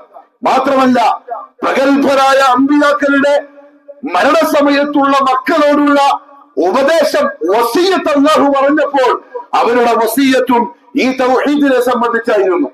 റസൂലുള്ളാഹി സ്വല്ലല്ലാഹു അലൈഹി വസല്ലം സ്വർഗത്തിൽ പ്രവേശിക്കാനുള്ള നിബന്ധനയായി പറഞ്ഞു തന്നതും ഈ തൗഹീദാണ്. എങ്കിൽ എത്ര ഗൗരവത്തിൽ നമ്മൾ ഈ തൗഹീദ് പഠിക്കണം, നമ്മൾ എത്രമാത്രം ഇതിനെപ്പറ്റി ചർച്ച ചെയ്യണം, എത്ര ഗൗരവത്തിലാണ് നമ്മൾ ലാ ഇലാഹ ഇല്ലല്ലാഹ് എന്ന കലിമത്ത് തൗഹീദുമായി ബന്ധപ്പെട്ട അറിവ് സമ്പാദിക്കാൻ സമയം ചെലവാക്കേണ്ടത്. പക്ഷെ ഒരു ദുഃഖം എന്താണെന്നറിയോ, ഒരു സങ്കടം എന്താണെന്നറിയോ, അമലുകളെ പറ്റി പഠിക്കാൻ നമ്മൾ തയ്യാറാവും. നമ്മൾ അതിനുവേണ്ടി സമയം ചെലവാക്കും, അതിനുവേണ്ടി എത്ര അധ്വാനിക്കാനും തയ്യാർ. 5 നേരത്തെ നിസ്കാരം, റമദാൻ വരുമ്പോ നോമ്പിനെ പറ്റി, സക്കാത്തിനെ പറ്റി, ഹജ്ജിനെ പറ്റി. പക്ഷേ ഇതെല്ലാം ഒരു മനുഷ്യന് നിർബന്ധമാവുന്നത് അവൻ തൗഹീദ് ഉള്ളവനാകുമ്പോഴാണ്. എങ്കിൽ ആ തൗഹീദ് എന്താ, അതിനെപ്പറ്റി ഒരു ബോധമില്ല, അതറിയുന്നില്ല. വല്ലാഹി സത്യം, അത് ഇന്ന് നമ്മുടെ നാട്ടില് ഓരോ വ്യക്തികളുടെ മുന്നിലും അവതരിപ്പിക്കുന്നത്, അവർക്ക് മുമ്പിൽ അത് വിശദീകരിക്കുന്നത് ഒരുപക്ഷെ നാട്ടിൽ നിന്ന് പൊതുവെ പറയപ്പെടുന്ന സലഫികളായിരിക്കും. അതറിയേണ്ടതുണ്ട് ആ തൗഹീദ് എന്താണെന്ന്. റസൂലുള്ളാഹി സ്വല്ലല്ലാഹു അലൈഹി വസല്ലം നമുക്ക് പഠിപ്പിച്ചെന്ന് തൗഹീദ് എന്ന് പറഞ്ഞാൽ ഒന്നാമതായി ഒരടിമ അവന്റെ ഉടമസ്ഥനായ അള്ളാഹുവിന് കൊടുക്കുന്ന ഒരു കരാറാണ്. അള്ളാഹുമായിട്ടുള്ള അടിമയുടെ ഒരു ഉടമ്പടിയാണ്. എന്താണ് ആ ഉടമ്പടി എന്ന് പറഞ്ഞാൽ അത് ലംഘിക്കാൻ പാടില്ല, അതിലെന്തെങ്കിലും പോരായ്മകൾ വരാൻ പാടില്ല. എന്ത് പ്രശ്നം വന്നാലും, ഏറ്റവും വലിയ ബുദ്ധിമുട്ട് വന്നാലും, ആരാക്ഷേപിച്ചാലും, ആര് ചീത്ത പറഞ്ഞാലും, ആര് തെറി പറഞ്ഞാലും, എന്തൊക്കെ ഈ ദുനിയാവിൽ സഹിക്കേണ്ടി വന്നാലും, ചിലപ്പോ ഉപ്പയും ഉമ്മയും പുറത്താക്കും, ചിലപ്പോ മഹല്ല് ജമാഅത്ത് ഭാരവാഹികൾ പോലെ മഹല്ലത്തിൽ നിന്ന് പുറത്താക്കും, ജമാഅത്തിൽ നിന്ന് പുറത്താക്കും, ചിലപ്പം ഭാര്യ ഒഴിവാക്കും, ചിലപ്പം ഭർത്താവ് ഒഴിവാക്കും, ചിലപ്പോ കൂട്ടുകാർ ഒഴിവാക്കും, ചിലപ്പോ നാട്ടുകാര് മോശം പറയും എന്നല്ല, ഒരുപക്ഷെ ജീവൻ തന്നെ നഷ്ടപ്പെടുമെന്ന് വന്നാലും ഒരു കടിക്കുമണിയോളം പിറകോട്ട് മാറാതെ ജീവൻ നൽകിപ്പോലും ഉറച്ചു നിന്ന് പ്രഖ്യാപിക്കേണ്ടുന്ന കരാറ് അടിമ ഉടമയ്ക്ക് കൊടുത്തിട്ടുണ്ട്. അതാണ് തൗഹീദിലുള്ള കരാറ്. അത് പ്രഖ്യാപിക്കുന്നതിന് പറയുന്ന പേരാണ് അഷ്ഹദു എന്ന അറബി വാക്ക്. അഷ്ഹദു, അല്ലാഹ്, ഞാനിതാ നീയുമായി ഉടമ്പടിയിൽ ഏർപ്പെടുകയാണ്, കരാറിൽ ഏർപ്പെടുകയാണ്. അത് ഞാൻ ലംഘിക്കുകയില്ല, അതിനെതിരായിട്ട് ഞാൻ പ്രവർത്തിക്കൂല. ദുനിയാവിൽ എന്തെല്ലാം നഷ്ടങ്ങൾ വന്നാലും ഞാനത് മരിക്കുന്നവരെ പൂർത്തിയാക്കുക തന്നെ ചെയ്യും. എന്തിനാണ് ആ കരാറ്? ലാ ഇലാഹ ഇല്ലല്ലാഹ് എന്ന കലിമത്ത് തൗഹീദിലുള്ള കരാറാണ്. എന്താ പ്രിയപ്പെട്ടവരെ ആ വാക്കിനർത്ഥം? ലാ ഇലാഹ ഇല്ലല്ലാഹ് എന്ന വാക്കിനർത്ഥം എന്താ? പല അർത്ഥങ്ങളും പലരും പറയാറുണ്ട്. ചില ആളുകൾ പറയും അള്ളാഹുവിനെ കൊണ്ട് മാത്രമേ കാര്യം നടക്കുള്ളൂ, അള്ളാഹു അല്ലാത്ത ആരെ കൊണ്ടും ഒരു കാര്യവും നടക്കൂല. അതല്ല ആ കലിമത്തിന്റെ അർത്ഥം. ചില ആളുകൾ പറയും ആരാധനക്കർഹനായിട്ട് അള്ളാഹു അല്ലാതെ മറ്റാരുമില്ല, അതുമല്ല ആ വാക്കിനർത്ഥം. ആ കലിമത്തിന്റെ മഅന അല്ലാഹു റബ്ബുൽ ഇസ്സത്ത് പരിശുദ്ധ ഖുർആനിൽ പറഞ്ഞു തന്നിട്ടുണ്ട്. അതിന്റെ ആകത്തുക, ഉള്ളടക്കം ലാ മഅബൂദ ഹഖ്ഖൻ ഇല്ലല്ലാഹ് എന്നാണ് ആ കലിമത്തിന്റെ അർത്ഥം. എനിക്ക് ഉറപ്പുണ്ട് പ്രിയപ്പെട്ടവരെ, നാട്ടുകാരെ, സഹോദരിമാരെ, നിങ്ങൾ പ്രത്യേകിച്ചു ഈ അർത്ഥം ചിലപ്പോ ഇന്ന് ഞാനിത് പറയുന്നവരെ നിങ്ങൾ കേട്ടിട്ടുണ്ടാവില്ല, ഇല്ല കേട്ടിട്ടുണ്ടാവൂല. നിങ്ങളടുത്ത് പറയേണ്ടവർ ഈ അർത്ഥം പറഞ്ഞിട്ടുണ്ടാവൂല. കാരണം പറഞ്ഞാൽ പിറ്റെന്ന് നിങ്ങൾ സലഫികളാണ്. തുറന്നങ്ങോട്ട് പറയുമ്പോൾ നിങ്ങൾക്ക് മനസ്സിലാവും. ലാ മഅബൂദ ബിഹഖ്ഖിൻ ഇല്ലല്ലാഹ്. ഇതാണ് ആ കലിമത്തിന്റെ അർത്ഥം. എന്താണെന്നറിയോ? യഥാർത്ഥത്തിൽ സത്യമായി ആരാധിക്കപ്പെടേണ്ടവനായി അല്ലാഹു അല്ലാതെ മറ്റാരുമില്ല. എന്തുകൊണ്ടാ യഥാർത്ഥമായി എന്ന് പറയാൻ കാരണം? അല്ലാഹു അല്ലാതെ ആരാധിക്കപ്പെടുന്ന കാക്കത്തൊള്ളായിരം ഇലാഹുകൾ ഇന്ന് ദുനിയാവിലുണ്ട്, നമ്മുടെ നാട്ടിലുണ്ട്, നമ്മുടെ വീട്ടിലുണ്ട്. അവിടെ അത് പറഞ്ഞാൽ ശരിയാവില്ല, കളവായി പോകും. അല്ലാഹു അല്ലാത്ത ആരാധ്യന്മാരുണ്ട്. പക്ഷെ പ്രഖ്യാപിക്കേണ്ടത് എന്താ? യഥാർത്ഥത്തിൽ സത്യമായി എല്ലാ അർഹതകളുമുള്ള ആരാധ്യനായി അല്ലാഹു അല്ലാതെ മറ്റാരുമില്ല. അതാണ് ലാ ഇലാഹ ഇല്ലല്ലാഹ്. ആ അർത്ഥം എപ്പോഴാ പൂർത്തിയാവാന്നറിയോ? പ്രിയപ്പെട്ട നാട്ടുകാരെ, ആ അർത്ഥം എപ്പോഴാ പൂർത്തിയാവാന്നറിയോ? 5 നേരം നിസ്കരിച്ചാ പൂർത്തിയാവൂല. ഇമാമിനോട് ചോദിച്ചോയിക്കോളെ, പള്ളിയിലെ ഉസ്താദന്മാരോട് ഖത്തീബിനോട് ചോദിച്ചോയിക്കോളെ. 5 നേരം നിസ്കരിച്ചാൽ ആ അർത്ഥം പൂർത്തിയാവൂല. റമദാൻ മാസത്തിന്റെ 30 ദിവസം നോമ്പെടുത്താലും ആ അർത്ഥം വരൂല. വർഷാവർഷം ഹജ്ജിന് പോയി ഹാജിയായി ഹജ്ജുമ്മയായി ആ അർത്ഥം വരൂല. യഥാർത്ഥത്തിലുള്ള ആരാധ്യം നീ മാത്രമാണ്, വേറെ ആരുമില്ല എന്ന അർത്ഥം ആ കലിമത്തിൽ വരണമെങ്കിൽ 2 കാര്യം അറിഞ്ഞുകൊണ്ട് വേണം ഈ വാക്ക് പറയാൻ. 2 കാര്യം അറിഞ്ഞുകൊണ്ട് വേണം ഈ വാക്ക് പറയാൻ. 2 കാര്യം. അതറിയാത്തവരായിരിക്കും മുസ്ലിം എന്ന് പറഞ്ഞ് ജീവിക്കുന്ന 100-ൽ 99 പേരും. അതുകൊണ്ട് അവരെ ഇത് അറിയിക്കലാണ് മടക്കേരി സലഫി പള്ളിയിലെ ആളുകളുടെ ഉത്തരവാദിത്തം. അതൊരു ജോലിയാണ്, അതൊരു ഡ്യൂട്ടിയാണ്, ചെയ്തേ പറ്റുള്ളൂ. ഈ മണലുകൾ സാക്ഷി. ഇത് പറയുമ്പോൾ എനിക്കൊരു അഭിമാനമുണ്ട്, ഒരു അന്തസ്സുണ്ട്. ഈ മണ്ണുകൾ സാക്ഷി, ഈ പർവ്വതങ്ങൾ സാക്ഷി, ഈ മരങ്ങളും ഇലകളും സാക്ഷി. ഉടമസ്ഥനായ റബ്ബുൽ ഇസ്സത്തിന്റെ കോടതിയിൽ നിന്റെ ഏകാധിപത്യം പറയാൻ, നിന്റെ തൗഹീദ് പറയാൻ, നീ മാത്രമാണ് ഇലാഹെന്ന് പറയാൻ, നീ തന്ന ആരോഗ്യവും നീ തന്ന പൈസയും നീ തന്ന ഊർജവും നമ്മൾ ചെലവാക്കിയിട്ടുണ്ട് എന്ന് ഉടമസ്ഥന്റെ കോടതിയിൽ പറയാൻ സാധിക്കുമെന്ന കാര്യം 100% ഉറപ്പാണ്. അത്രയും ആത്മാർത്ഥമായിട്ട് പറയാം. 2 കാര്യങ്ങൾ അറിഞ്ഞു പറയാതെ ഈ കലിമത്തിന്റെ വക്താവായിട്ട് അല്ലാഹു അവനെ സ്വീകരിക്കൂല. 2 കാര്യം. എതുപോലെന്നറിയോ? നമ്മൾ പണ്ട് മദ്രസയില് നിസ്കാരത്തിന്റെ 14 ഫർളുകൾ പഠിച്ചിട്ടുണ്ടാവും. ആ ഫർദില്ലാണ്ട് നിസ്കാരം ശരിയാവാത്തതുപോലെ ഇങ്ങനെ തക്ബീറത്തുൽ ഇഹ്റാം, നിൽക്കാൻ കഴിവുള്ളവൻ നിൽക്കൽ, സൂറത്തുൽ ഫാത്തിഹ ഓതൽ, റുകൂഅ് ചെയ്യൽ, ഇഅ്തിദാൽ ചെയ്യൽ, ഇതൊക്കെ ഫർളുകൾ നിസ്കാരത്തിന്റെ. അതിലേതെങ്കിലും ഒന്നും പോയാൽ നിസ്കാരം പോയി, നിസ്കാരം ബാത്തിലായി. ഈ കാണുന്ന പള്ളിയിൽ ഒരാൾ സുബ്ഹി നിസ്കരിക്കാൻ ബാക്കിൽ നിന്ന് ഖത്തീബ് നോക്കിക്കൊണ്ടിരിക്കുന്നുണ്ട്. ഓൻ കൈകെട്ടി റുകൂഅ് ചെയ്യാണ്ട് സുജൂദിലേക്ക് പോയി. ഖത്തീബ് പോയിട്ട് പറയും, എടാ നിന്റെ ഫജ്ർ പോയി, നിന്റെ നിസ്കാരം ബാത്തിലായി. അതെന്താ ഉസ്താദേ ബാത്തിലാവുന്നത്? എടാ നിസ്കാരത്തിൽ നിർബന്ധമായും ഉണ്ടായിരിക്കേണ്ട ഫർളുകളിൽപ്പെട്ട ഒന്ന് നഷ്ടപ്പെട്ടു പോയി. റുകൂഅ് ഇല്ലാണ്ട് നിസ്കാരമില്ല, നീ മാറ്റി നിസ്കരിക്കുമെന്ന് പറയും. നിസ്കാരത്തിന്റെ കാര്യത്തിൽ 14 കാര്യങ്ങൾ ശ്രദ്ധിക്കണം. എന്നാൽ ആ നിസ്കാരം എനിക്ക് നിർബന്ധമാവാൻ, ആ നിസ്കാരം ഞാൻ ചെയ്താൽ എന്റെ റബ്ബ് സ്വീകരിക്കാൻ വെറും 2 കാര്യം ശ്രദ്ധിച്ചാൽ മതി. അതുവരെ ഇന്ന് വരെ മിക്കവാറും മുസ്ലിം എന്ന് പറയുന്നവർ അറിഞ്ഞിട്ടുണ്ടാവൂല, പറഞ്ഞു തന്നിട്ടുണ്ടാവൂല. എന്തുകൊണ്ടാന്നറിയോ പറഞ്ഞു തരാത്തത്? അതും കൂടി പറയാം. അത് പറഞ്ഞെന്നാ പിന്നെ ജാറങ്ങൾ ഉണ്ടാവൂല, അത് പറഞ്ഞെന്നാ പിന്നെ ദർഗകൾ ഉണ്ടാവൂല. അത് മുസ്ലിമീങ്ങൾ പഠിച്ചാൽ പിന്നെ ഉറൂസില്ല, ഉത്സവമില്ല, നൂല് കെട്ടലില്ല, ഉറുക്ക് കെട്ടലില്ല, കുപ്പി തൂക്കലില്ല, തകടെഴുതലില്ല, തങ്ങന്മാരില്ല, ബാവന്മാരില്ല, ബീവിമാരില്ല, അവരെ കാണാൻ വന്ന ആൾക്കാരില്ല, ഒന്നുമില്ല. ഇതൊന്നുമില്ലെങ്കിൽ പിന്നെന്താ ജീവിതം എന്ന് ചിന്തിച്ചവർ അറിഞ്ഞുകൊണ്ട് ആ 2 കാര്യം പഠിപ്പിക്കാതെ ഒളിപ്പിച്ചു വെച്ച് നമ്മളെ വഞ്ചിച്ചിരിക്കുന്നു. ഇത് നമ്മൾ പറയുന്നതിനെ കൊണ്ട് നമ്മളോട് എല്ലാവർക്കും ദേഷ്യം, എല്ലാവർക്കും നമ്മളെടുത്ത് വെറുപ്പാണ്. നമ്മളെന്താ കൊല്ലാൻ പറയുന്നുണ്ടാ? അടിക്കാനൊടിക്കാനും പറയുന്നുണ്ടാ? ആരെങ്കിലും തെറിയും ചീത്തയും പറയുന്നുണ്ടാ? ആരെങ്കിലും കുടുംബത്തിനെ പറയുന്നുണ്ടോ? ദീനുൽ ഇസ്ലാമിന്റെ അടിസ്ഥാനമാണ് ഈ പറയുന്നത്. ഇത് പറയുമ്പോ എന്തിനാ ദേഷ്യം? ഇത് പറയുമ്പോ എന്തിനാ വെറുപ്പ്? ഇത് പറഞ്ഞു തരാൻ വരുന്ന ആളുകളെ പൂമാല കൊടുത്തിട്ട് സ്വീകരിക്കാൻ വേണ്ട നാട്ടുകാര്, ചുവന്ന വിരിപ്പ് വിരിച്ചിട്ട് സ്വീകരിക്കാൻ വേണ്ട നാട്ടുകാര്. ദീനിന്റെ അടിസ്ഥാനമാണ് പറയുന്നത്. 2 കാര്യം. ലാ ഇലാഹ ഇല്ലല്ലാഹ്. രണ്ട് റുക്നുകൾ. അതിലൊന്നെന്താ അറിയോ? നഫിയുൽ ആം. പഠിച്ചോളി എന്റെ പ്രിയപ്പെട്ട നാട്ടുകാരെ, ഇത് നിങ്ങളുടെ നാട്ടിലുള്ള സലഫി പള്ളിയിൽ ആളുകളുടെ ഉത്തരവാദിത്തമാണ്. നിങ്ങൾ സാക്ഷിയാണ് അല്ലാഹുവിന്റെ കോടതിയിൽ. ഒന്ന് നഫിയുൽ ആം. കലിമ പറഞ്ഞാൽ എപ്പോഴാണറിയോ അള്ളാഹു സ്വീകരിക്കാം? ലാ ഇലാഹ ഇല്ലല്ലാഹ് എപ്പോഴറിയോ അള്ളാഹു സ്വീകരിക്കുക? നഫിയുൽ ആം എന്ന് പറയുന്ന ഒന്നാമത്തെ ഫർദ് പൂർത്തിയാക്കിയാൽ. എന്താണ് അതിന്റെ അർത്ഥം? നഫിയുൽ ആം എന്ന് പറഞ്ഞാൽ എന്താണ് അർത്ഥം?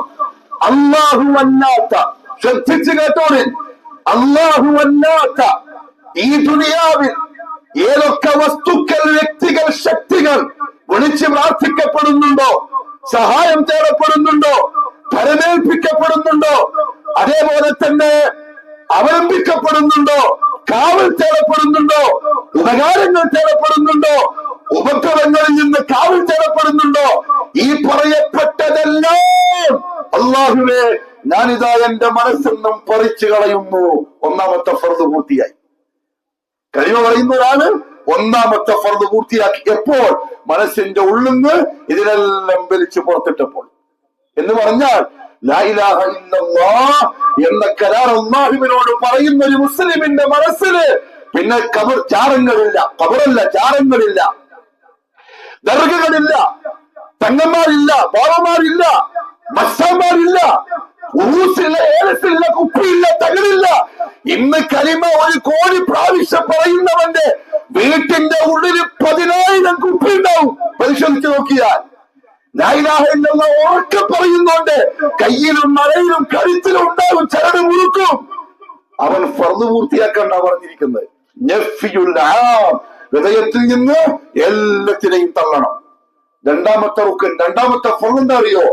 ഇസ്ബാത്തുൽ ഖാസ്, അല്ലാഹുവിനെ മാത്രം സ്ഥിരപ്പെടുത്താൻ. ഇത് രണ്ടും ഒരുമിക്കുമ്പോഴാണ് ലാ ഇലാഹ ഇല്ലല്ലാഹ് എന്ന കലിമത്തിന്റെ അർത്ഥം പൂർത്തിയാവുന്നത്. തെളിവ് പരിശുദ്ധ ഖുർആൻ. ഫമൻ യക്ഫുർ ബിത്താഗൂതി വയുമിൻ ബില്ലാഹി ഫഖദ് ഇസ്തംസക ബിൽ ഉർവത്തിൽ വുസ്ഖാ. സൂറത്തുൽ ബഖറ. എത്ര കൃത്യമായിട്ട് അള്ളാഹു പറഞ്ഞു നോക്കിയ. ഞാൻ എന്താ പറയുന്നല്ല. അള്ളാഹു അല്ലാത്ത വസ്തുക്കളെ, വ്യക്തികളെ, ശക്തികളെ ആരാണോ നിഷേധിച്ച് തള്ളിക്കളയുന്നത്, ആരാണോ ഒഴിവാക്കിക്കളയുന്നത്, ആരാണോ വിട്ടുകളയുന്നത്, എന്നിട്ടോ അള്ളാഹനെ കൊണ്ട് പൂർണ്ണമായും വിശ്വസിക്കുന്നത്, അവനാണ് ആ പാശത്തെ മുറുകെ പിടിച്ചവൻ. എന്ന് പറഞ്ഞാൽ ലാ ഇലാഹ എല്ലാം വിട്ടു, ഇല്ലല്ലാഹ് വയുമിൻ ബില്ലാഹ്. അപ്പൊ ഖുർആൻ ആയത്ത് കൊണ്ട് തന്നെ മനസ്സിലായി ഇത് രണ്ടും ചേർന്നാലേ ലാ ഇലാഹ ഇല്ലല്ലാഹ് ഉള്ളൂ. അതിന്റെ അർത്ഥം തന്നെ സൂചിപ്പിക്കുന്നത് ഈ രണ്ട് ഫർദുകൾ സമ്മേളിക്കാൻ, ഒരുമിക്കാനാണ്. എങ്കിലും എന്റെ പ്രിയപ്പെട്ടവരെ ഒന്ന് ആലോചിച്ച് നോക്കി, ഒന്ന് നഫ്സിനോട്, മനസ്സിനോട് ചോദിച്ചു നോക്ക്. സഹോദരന്മാരെ, സഹോദരിമാരെ, എന്റെ ശബ്ദം നോക്കുന്ന ഈ പ്രദേശത്തുള്ളവരെ ഒന്ന് ചിന്തിച്ചു നോക്കിയാൽ എത്ര പ്രാവശ്യം ലാ ഇലാഹ ഇല്ലല്ലാഹ് പറയുന്നുണ്ട് നമ്മൾ? നിസ്കാരത്തിൽ എത്ര പ്രാവശ്യം പറയുന്നുണ്ട്? പക്ഷെ പറയുന്നത് ആത്മാർത്ഥമായിട്ടാണോ? അല്ലാഹുവേ നിന്നെ മാത്രമേ ഞാൻ വിളിക്കൂ, നിന്നോട് മാത്രമേ ഞാൻ കാവൽ തേടൂ, നീ മാത്രമേ എനിക്കുള്ളൂ എന്ന് മനസ്സ് കൈവച്ച് ചോദിച്ചാൽ മനസ്സിൽ സമ്മതിക്കുന്നുണ്ടോ? ഇല്ല. ഇത് പറയുന്നുണ്ടെങ്കിലും ചോദിക്കുന്നത് മരിച്ച മയ്യത്തിനോടാണ്, അഭയം പ്രാപിക്കുന്നത് ഏതെങ്കിലും ജാറത്തിലാണ്, ആഴ്ചക്കാഴ്ചക്ക് ദർഗയിലേക്ക് പോയിട്ട് പൂവിട്ടാലാണ് ഒരു സമാധാനം കിട്ടുന്നത് എങ്കിൽ ഷഹാദത്തിന്റെ ഫർദുകൾ ബാത്തിലായിരിക്കുന്നു. ഷഹാദത്തിന്റെ ഫർദ് ബാത്തിലായവൻ അള്ളാഹുവിന് കൊടുത്ത കരാറ് പൊളിച്ചിരിക്കുന്നു. അള്ളാഹുവിന് കൊടുത്ത കരാറ് പൊളിച്ചവൻ ഇസ്ലാമിൽ നിന്ന് പുറത്തായിരിക്കും. അള്ളാഹു മനസ്സിലാക്കാനുള്ള തൗഫീഖ് നസീബാക്കി തരട്ടെ. പ്രിയപ്പെട്ടവരെ, ഈ രണ്ട് കാര്യവും എപ്പോഴറിയോ മനസ്സിലാവുക? ഈ രണ്ട് ഫർദ് മനസ്സിലാവുക എപ്പോഴറിയോ? 3 കാര്യങ്ങള് വേർതിരിച്ചറിയുമ്പോഴാണ്. അതിൽ ഒന്ന്, എന്തുകൊണ്ടാണ് അല്ലാഹനെ മാത്രമേ വിളിക്കാവൂ, എന്തുകൊണ്ടാണ് അല്ലാഹനെ മാത്രമേ ഭയമേൽപ്പിക്കാവൂ, അള്ളാഹ്ക്ക് മാത്രമേ നേർച്ച കഴിക്കാവൂ, അള്ളാഹ്ക്ക് വേണ്ടി മാത്രമേ അറിവ് നടത്താവൂ, അള്ളാഹനെ മാത്രമേ തവക്കുലാക്കാവൂ. ഒരു ചെറിയ ചെരുപ്പിന്റെ വള്ളി പൊട്ടിയാൽ പോലും യാ അല്ലാഹ് എന്നേ വിളിക്കാവൂ എന്ന് പറയാനുള്ള കാരണം എന്താണെന്നറിയോ? അവനാണ് നമ്മുടെ റബ്ബ്. അതുകൊണ്ട് തങ്ങന്മാർ നമ്മുടെ റബ്ബല്ല. ഔലിയാക്കളെ ഞാൻ കുറ്റം പറയുന്നല്ല കേട്ടോ. ഔലിയാക്കളെ ബഹുമാനിക്കണം, ആദരിക്കണം, സ്നേഹിക്കണം. അവരെ ജീവിച്ചത് കണ്ടു പഠിച്ച് അങ്ങനെ ജീവിക്കണം. അവരെ കുറ്റപ്പെടുത്തൂല. ഔലിയാക്കൾ മഹാന്മാര്, ഔലിയാക്കൾ അള്ളാഹു ആദരിച്ചവരാ, അള്ളാഹു ബഹുമാനിച്ചവരാ. അവരെ ആദരിക്കലും ബഹുമാനിക്കലും സ്നേഹിക്കലും ദീനിന്റെ ഭാഗമാണ്, ഈമാന്റെ ഭാഗമാണ്. അതിനൊരു സംശയമില്ല. ചിലപ്പോ നാട്ടുകാരെടുത്ത് ഏതെങ്കിലും മൂലാമാല വന്നിട്ട് കളവ് പറഞ്ഞിട്ടുണ്ടാവും. ഈ സലഫികൾ എന്ന് പറഞ്ഞാല് ഔലിയാക്കളെ വിശ്വസിക്കാത്ത ആൾക്കാർ കളവാണ്, ശുദ്ധ കളവാണ്. അത് ആളുകളെ പറഞ്ഞ് തെറ്റിദ്ധരിപ്പിച്ച് നമ്മളിൽ നിന്ന് അകറ്റാനുള്ള അടവാണ്. അതൊന്നും വിശ്വസിക്കരുത്. പക്ഷെ അവർ നമ്മുടെ റബ്ബല്ല. മുഹമ്മദ് മുസ്തഫ സല്ലല്ലാഹു അലൈഹി വസല്ലമ തങ്ങളുടെ വരെ നമ്മുടെ റബ്ബല്ല. റബ്ബാണെന്നറിയോ? നമുക്ക് 4 കാര്യങ്ങൾ എണ്ണി പഠിച്ചോളും പ്രിയപ്പെട്ടവരെ. 4 നമുക്ക് ചെയ്തിട്ട് അവന് മാത്രമേ റബ്ബാവാൻ പറ്റൂ. അൽ ഖൽഖു, സൃഷ്ടികർത്താവ്. അങ്ങനെ ആരാ റബ്ബ്? സൃഷ്ടിച്ചവൻ. ആരാ പ്രിയപ്പെട്ടവരെ നമ്മളെ സൃഷ്ടിച്ചവൻ? അള്ളാഹു ചോദിക്കുന്നു പരിശുദ്ധ ഖുർആനിൽ. ആരോടെന്നറിയോ? അള്ളാഹിനെ വിട്ടിട്ട് തങ്ങന്മാരെടുത്ത് പോകുന്നവരോട്, അള്ളാഹിനെ വിട്ടിട്ട് ജാറത്ത് പോകുന്നു, അള്ളാഹിനെ വിട്ടിട്ടല്ലേ പോകുന്നു, ജാറത്ത് പോകുന്നവരോട്, അള്ളാഹിനെ വിട്ടിട്ട് ചരട് കെട്ടുന്നവരോട്, ഉറുക്ക് കെട്ടുന്നവരോട്, വീട്ടിൽ കുപ്പി തൂക്കുന്നവരോട്, എന്ത് പ്രശ്നം വന്നാലും വ്യാഴാഴ്ച രാത്രി ജാറത്തിലേക്ക് കോഴി നേർച്ചയാക്കുന്നവരോട് അള്ളാഹു ചോദിക്കാൻ, അറൂനി. എന്തൊരു ചോദ്യം അള്ളാന്റെ! അറൂനി, മനുഷ്യരെ നിങ്ങൾ എനിക്ക് കാണിച്ചതാ. എന്തർത്ഥത്തിലാണ് നിങ്ങൾ അവരെ കാണാൻ പോയത്? എന്ത് വിചാരിച്ചിട്ടാ നിങ്ങൾ ഔലിയാക്കളെ വിളിച്ചത്, മൊയ്തീൻ ശേഖനെ വിളിച്ചത്, ഉള്ളാളത്തെ ഉപ്പാപ്പാനെ വിളിച്ചത്, അതേപോലെ തന്നെ ജാറത്തിൽ ചെന്നത്? അറൂനി, എനിക്ക് നിങ്ങൾ കാണിച്ചതാ. മാദാ ഖലഖല്ലദീന മിൻ ദൂനി, അവൻ എന്തിനാ ഭൂമിയിൽ പടച്ചിട്ടുള്ളത്? അവൻ എന്തിനാ സൃഷ്ടിച്ചിട്ടുള്ളത്? ഞാൻ നിങ്ങളെ സൃഷ്ടിച്ചവനാണ്, ഞാൻ ആകാശം സൃഷ്ടിച്ചവനാണ്, ഞാൻ ഭൂമിയെ വിരിച്ചവനാ. പർവ്വതങ്ങളും കാടുകളും മരുഭൂമികളും കടലുകളും പക്ഷിപർവാദികളും ജന്തുക്കളും ജീവജാലങ്ങളും മനുഷ്യരും ജിന്നും മലായിക്കത്തും ഇതിന്റെ ഒക്കെ സൃഷ്ടാവ് ഞാനാ. എന്നെ വിട്ടിട്ട് നീ അങ്ങോട്ട് പോയെങ്കിൽ നിനക്ക് കാണിച്ചതാ. മാദാ ഖലഖല്ലദീന മിൻ ദൂനി, അവരെന്തെങ്കിലും സൃഷ്ടിച്ചിട്ടുണ്ടെങ്കിൽ? അല്ലാഹുവിന്റെ ചോദ്യം. ഇല്ലെങ്കിൽ പിന്നെ നീ എന്തിനാ പോയത്? ഇതല്ലാഹുവിന്റെ ചോദ്യം. ഇതാണ് ബുദ്ധിയുള്ള മനുഷ്യരോട് നമുക്ക് ചോദിക്കാനുള്ളത്. ഇല്ലെങ്കിൽ പിന്നെ നീ എന്തിനാണ് പോയത്? എന്റെ പ്രിയപ്പെട്ടവരെ, അള്ളാഹു സൂറത്തുൽ ഹജ്ജിന്റെ അവസാന ഭാഗത്ത് പറഞ്ഞ ഒരു മനോഹരമായ ഉപമയുണ്ട്. ആർക്കാന്നറിയ ഉപമ? അള്ളാഹു അല്ലാത്തവരെ വിളിക്കുന്നവരോട്. മുദീൻ ശേഖനെ വിളിക്കുന്ന ആൾക്കാരുണ്ടാവും, ഉപ്പാപ്പാനെ വിളിക്കുന്ന ആൾക്കാരുണ്ടാവും, തങ്ങന്മാരെ വിളിക്കുന്ന ആൾക്കാരുണ്ടാവും. ഉണ്ടാവുന്നല്ല, ഉണ്ട്.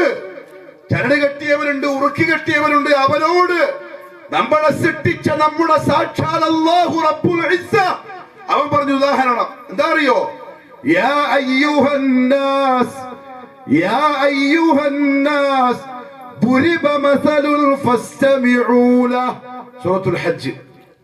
യാ അയ്യുഹന്നാസ്, മനുഷ്യരെ, ദുരിബ മസലുൻ, ഒരു ഉദാഹരണം ഇതാ ഉപമിക്കപ്പെടാൻ പോകുന്നു. ഫസ്തമിഊ ലഹു, അത് നിങ്ങൾ ശ്രദ്ധിച്ച് കേട്ടുകൊള്ളുക. ഞാൻ ഉസ്താദന്മാരോട് അടക്കായി പറയുന്നു. ഈ പള്ളിയിൽ നിന്നോ മറ്റോ ഉസ്താദന്മാരോ ഖത്തീബന്മാരോ ഒക്കെ കേൾക്കുന്നുണ്ടെങ്കിൽ അവരാണല്ലോ ആൾക്കാരോട് ജാനത്തിലേക്കും തെങ്ങന്മാരുടെ അടുത്തേക്കും ദർഗയിലേക്കല്ല പോവാൻ പറയാ. അവരൊന്ന് സൂറത്തുൽ ഹജ്ജ് ഒന്ന് പരിശോധിച്ചു നോക്കിക്കോളി. ഫസ്തമിഊ ലഹു, നിങ്ങളത് ശ്രദ്ധിച്ച് കേട്ടുകൊള്ളുക. ഇന്നല്ലദീന തദ്ഊന മിൻ ദൂനില്ലാഹ്, ഇന്നല്ലദീന തദ്ഊന മിൻ ദൂനില്ലാഹ്, അല്ലാഹുവിന് പുറമെ നിങ്ങൾ ആരെയാണോ വിളിച്ച് പ്രാർത്ഥിക്കുന്നത്, ആരോടാണോ നിങ്ങൾ സഹായം ചോദിക്കുന്നത്, ആരെയാണോ നിങ്ങൾ തവക്കുലാക്കുന്നത്, ആരുടെ പേര് വീട്ടിന്റെ പുറത്ത് എഴുതി വെച്ചാൽ ആ വീട് അവര് കാത്തുകൊള്ളുമെന്നാണോ നിങ്ങൾ വിശ്വസിക്കുന്നത്? ആർക്ക് നേർച്ചയാക്കിയാൽ ആര് നമ്മളെ രോഗം മാറ്റുമെന്നാണോ നിങ്ങൾ വിശ്വസിക്കുന്നത്? ആർക്ക് പരികർമ്മം നടത്തിയാൽ ആര് നമ്മൾക്ക് ബർക്കത്ത് ചെയ്യുമെന്നാണോ നിങ്ങൾ വിശ്വസിക്കുന്നത്? ഇവരൊക്കെയും ഇന്നല്ലദീന തദ്ഊന മിൻ ദൂനില്ലാഹ്, അല്ലാഹ്ക്ക് പുറമെ നിങ്ങൾ കാണുന്ന ഇവരൊക്കെയും ലൈ യഖ്ലുഖൂ ദുബാബ, തീർച്ചയായും അവർ ഒരു ഈച്ചയെ പോലും സൃഷ്ടിക്കുകയില്ല. പിന്നെ മണ്ടന്മാരായ മനുഷ്യരെ, ഈ പ്രപഞ്ചത്തെ സൃഷ്ടിച്ച എന്നെ വിട്ട് ഈച്ചനെ പോലും പടക്കാത്തവന്റെ അടുത്തേക്ക് പോകുന്നത് എന്തിനാ? ഞാൻ തുടക്കത്തിലെ പറഞ്ഞു, ഖുർആൻ ബുദ്ധിയുള്ള മനുഷ്യന്മാർക്കുള്ളതാണ്, അടിമകൾക്ക് പറഞ്ഞല്ല. ആരുടെ? മനുഷ്യന്റെ അടിമക്ക് പറഞ്ഞല്ല, അള്ളാന്റെ അടിമക്ക് പറഞ്ഞതാ. പിന്നെ നീ എങ്ങോട്ടായി പോകുന്നത്? ലൈ യഖ്ലുഖൂ ദുബാബ, ഒരു ഈച്ചനെ പടക്കാൻ പറ്റുമെങ്കിലും ഓക്കെ. ഇനി പറയുന്നവരെല്ലാരും ഒരുമിച്ച് കൂടിയാലും ശരി, മടിക്കേരിയിലുള്ളവരും വന്നു, ഏരുമാടുള്ളവര് വന്നു, ഉള്ളാളത്തുള്ളവര് വന്നു, ബഗ്ദാദിൽ നിന്ന് മുഹീദ്ദീൻ ശൈഖ് വന്നു, അങ്ങനെ കണ്ടു കാണപ്പെടുന്ന സകല ജാറ ദർഗകളിലുമുള്ള സർവരും വന്നാലും അവരെല്ലാരും ഒരുമിച്ച് കൂടിയാലും ശരി, ഒരു ഈച്ചനെ പടക്കാൻ അവർക്ക് സാധ്യമല്ല. എന്തുകൊണ്ടറിയോ? അത് അള്ളാഹുവിന്റെ അവകാശമാണ്. ഏത്? സൃഷ്ടിക്കുക എന്നുള്ളത്. സൃഷ്ടിക്കുക എന്നുള്ളത് അള്ളാന്റെ അവകാശമാണ്. അത് അള്ളാഹു അല്ലാത്തൊരു പറ്റൂല.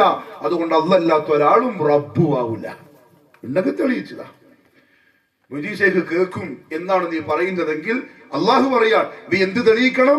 മൊയ്തീൻ ശൈഖ് എന്തിനെങ്കിലും സൃഷ്ടിച്ചിട്ടുണ്ടോ തെളിയിക്കണം. പണ്ട് സായിബാബ കാണിച്ച പോലെ കൈകറക്കിയിട്ട് പൊടിയെടുക്കുന്ന മായാവി കഥയല്ല കേൾപ്പിക്കേണ്ടത്, ഹക്ക കേൾപ്പിക്കേണ്ടത്.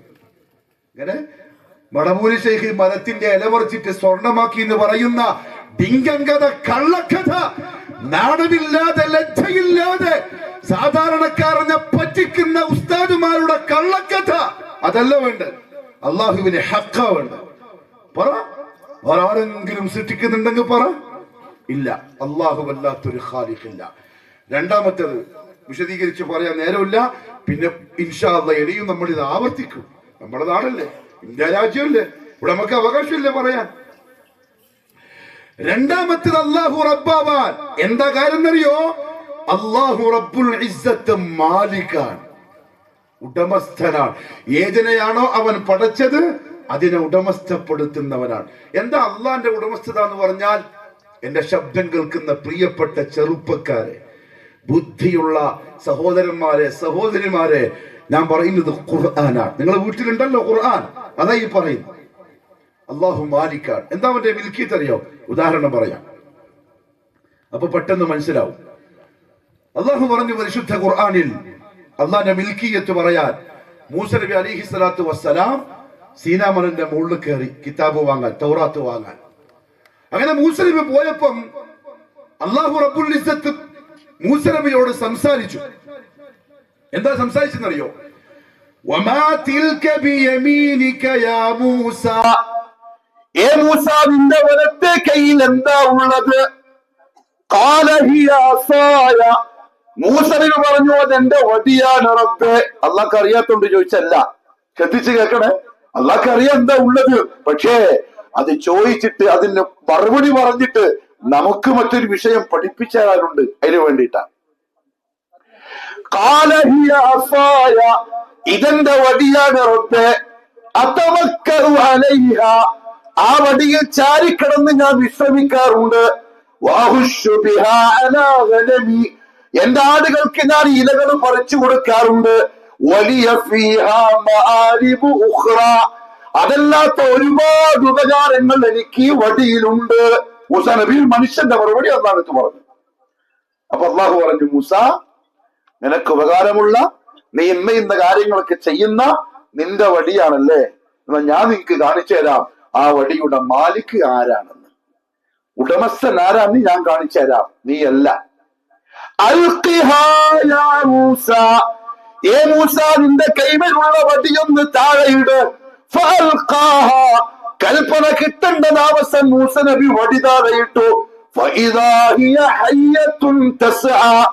അതിതാ ചീറി വരുന്ന പാമ്പായി രൂപപ്പെടുന്നു. വടി പാമ്പായി. നേരത്തെ മൂസ നബി എന്താ പറഞ്ഞത്? അസ്വായ, എന്റെ വടിയാണ്.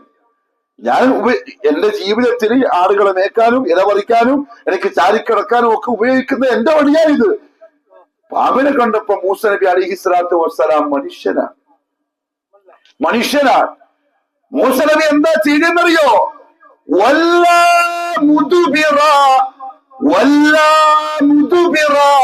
മൂസ നബി പിറകോട്ട് വന്ന വഴിക്ക് പേടിച്ചിട്ട് ഓടാൻ തുടങ്ങി.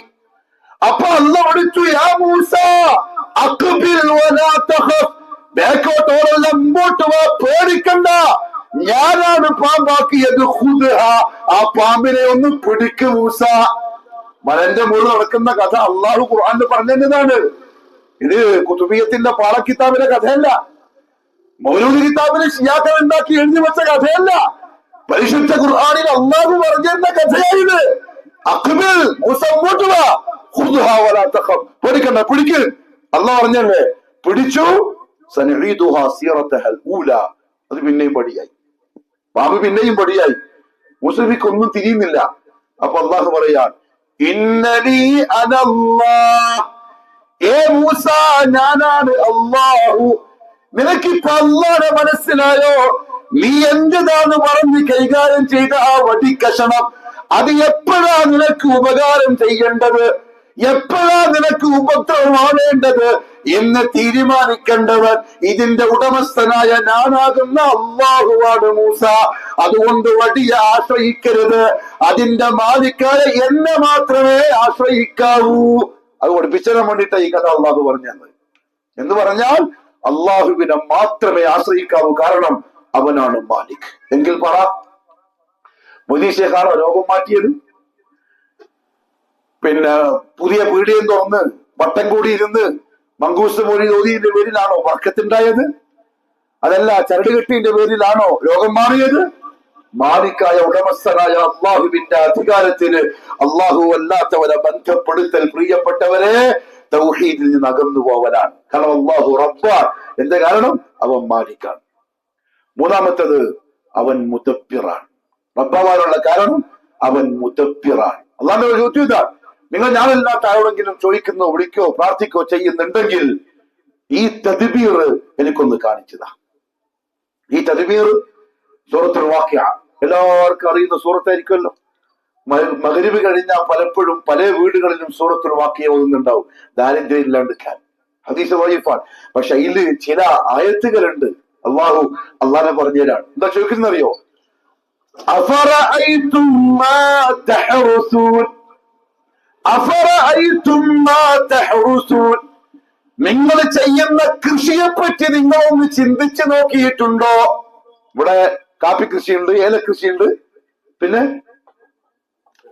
കുരുമുളകിന്റെ കൃഷിയുണ്ട്. അതല്ല അന്ന് പറയാ, നിങ്ങൾ നടുന്നുണ്ടല്ലോ മരം, അതിനെപ്പറ്റി എപ്പോഴെങ്കിലും ചിന്തിച്ചിനോ? നീ മരം നട്ടിട്ട് നേരെ പോയത് എരുമാടേക്കാൻ. എരുമാടത്തെ കബറിന്റെ മുമ്പ് 2 ഫാത്തിഹ ഓതി യാസീൻ ഓതിയിട്ട് അവിടുത്തെ എണ്ണയും കുറച്ച് പൊടിയും അവിടെ നൂലും കൊണ്ട് വന്നിട്ട് തോട്ടത്തിൽ വിതറി. നീ പറഞ്ഞു, എരുമാടുള്ള ഷെയ്ഖാണ് എന്റെ കാപ്പി ഇത്രയും വില കൂട്ടി തന്നത്. അങ്ങനെ പറയുന്ന ഈ നാട്ടിലുണ്ടെന്ന് ഞാൻ പറയുന്നില്ല, ദുനിയാവിലുണ്ട്. കുരുമുളകിന്റെ മരമക്കേറ്റി മരത്തുമ്മക്കേറ്റി എന്റെ ഓടി ഉള്ളടത്തേക്ക് തെങ്ങളുപ്പാപ്പാനെ കാണാൻ. തെങ്ങളുപ്പാപ്പ കുരുമുളക് 100 നട്ടിട്ടുണ്ട്, 1000ന്റെ ബർക്കത്ത് തന്നേക്കണേ. തിരിച്ചു വന്നിട്ട് 1000ന്റെ ബർക്കത്ത് കിട്ടിയപ്പോ പറഞ്ഞു, ഉള്ളടത്തെ ഉപ്പനോട് പറഞ്ഞതിനെ കൊണ്ട് കിട്ടി. അവനോട് പറയാ, അല്ലാഹു അഫറഅയ്തും മാ തഹറുസൂൻ, നീ ചെയ്ത കൃഷിയെ പറ്റി നീ എപ്പോഴെങ്കിലും ചിന്തിച്ചിട്ടുണ്ടോ? നീ എന്താ പറഞ്ഞ്? തങ്ങള് തന്നല്ലേ, ഔലിയാക്കൾ തന്ന്, അല്ലാതെ തങ്ങളുപ്പാപ്പ ഊരി തന്ന ചരട് തന്ന്, തങ്ങളുപ്പാപ്പ ഊരി തന്ന വെള്ളം തന്നെന്നാ പറഞ്ഞത്. അഅൻതും തസ്റഊനഹു അഅൻതും തസ്റഊനഹു അം നഹ്നു സ്സാരിഊൻ, നിങ്ങളാണോ ആ കൃഷിയെ മുളപ്പിച്ചത്, അതല്ല നാമാണോ മുളപ്പിച്ചത്? സലഫികൾക്ക് പറയാനുള്ള മറുപടി എന്താ അറിയോ? അല്ലാഹുവേ, നീ മാത്രമാണ് മുളപ്പിച്ചത്, അല്ലാത്തവരെന്ത് പറയും? ഞാനത്ത് പോയിട്ട് ദുആ ചെയ്തവർ എന്ത് പറയും? തങ്ങൾ ഊതി തന്ന വെള്ളം കാപ്പിന്റെ മരത്തിന്റെ മുകളിൽ കുടഞ്ഞോൻ എന്ത് പറയും? അതല്ലെങ്കിൽ തങ്ങളടുത്ത് പോയിട്ട് തകിട് വാങ്ങിയിട്ട് പീടിയിൽ ഒട്ടിച്ചോട് എന്ത് പറയും? അത് നീയൊന്നുമല്ല, നമ്മളെ തങ്ങളാണെന്നോ, നീ ആ സെക്കൻഡിൽ ഇസ്ലാം ഒന്ന് ഔട്ടാവും. നമുക്ക് പറയാനുള്ളത്, അല്ലാഹുവേ നീ തന്നെയാ മുളപ്പിച്ചത്, നിനക്കേ പറ്റുള്ളൂ. അള്ളാഹു ചോദിച്ചെന്തിനറിയോ?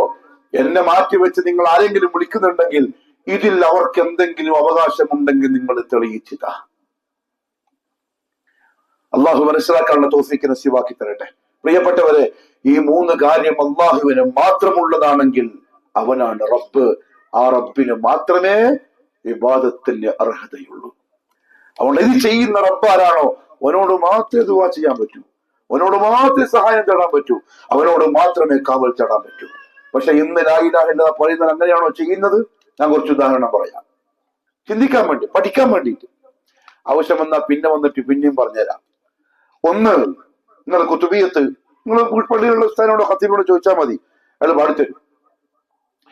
ബശിർ ഫുആദി സിറാതൻ അൻത സാലികുഹു വല്ലാഹു അഅതാകഹു വഅൻത മാലികുഹു വനജ്ജിനി മിൻ ലദാഫിഹാ മഹാലികുഹു സുൽത്താന കുല്ലി വലിയ്യിൻ മുഹ്യിദ്ദീനി.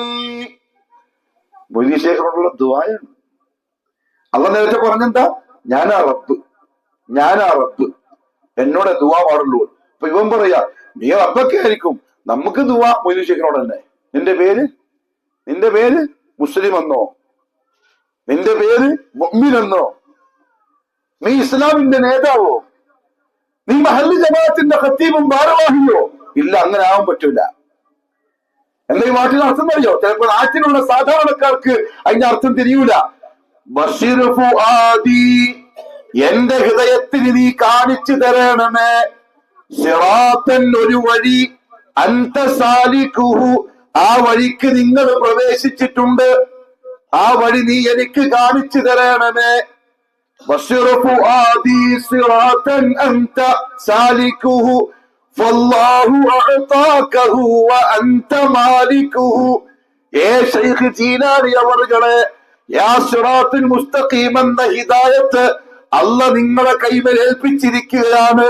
ഇപ്പൊ നിങ്ങളാണ് ഹിദായത്തിന്റെ ഉടമസ്ഥൻ, അതുകൊണ്ട് നിങ്ങൾ എന്നെ ഒന്ന് ഹിദായത്തിലാക്കണമേന്ന്.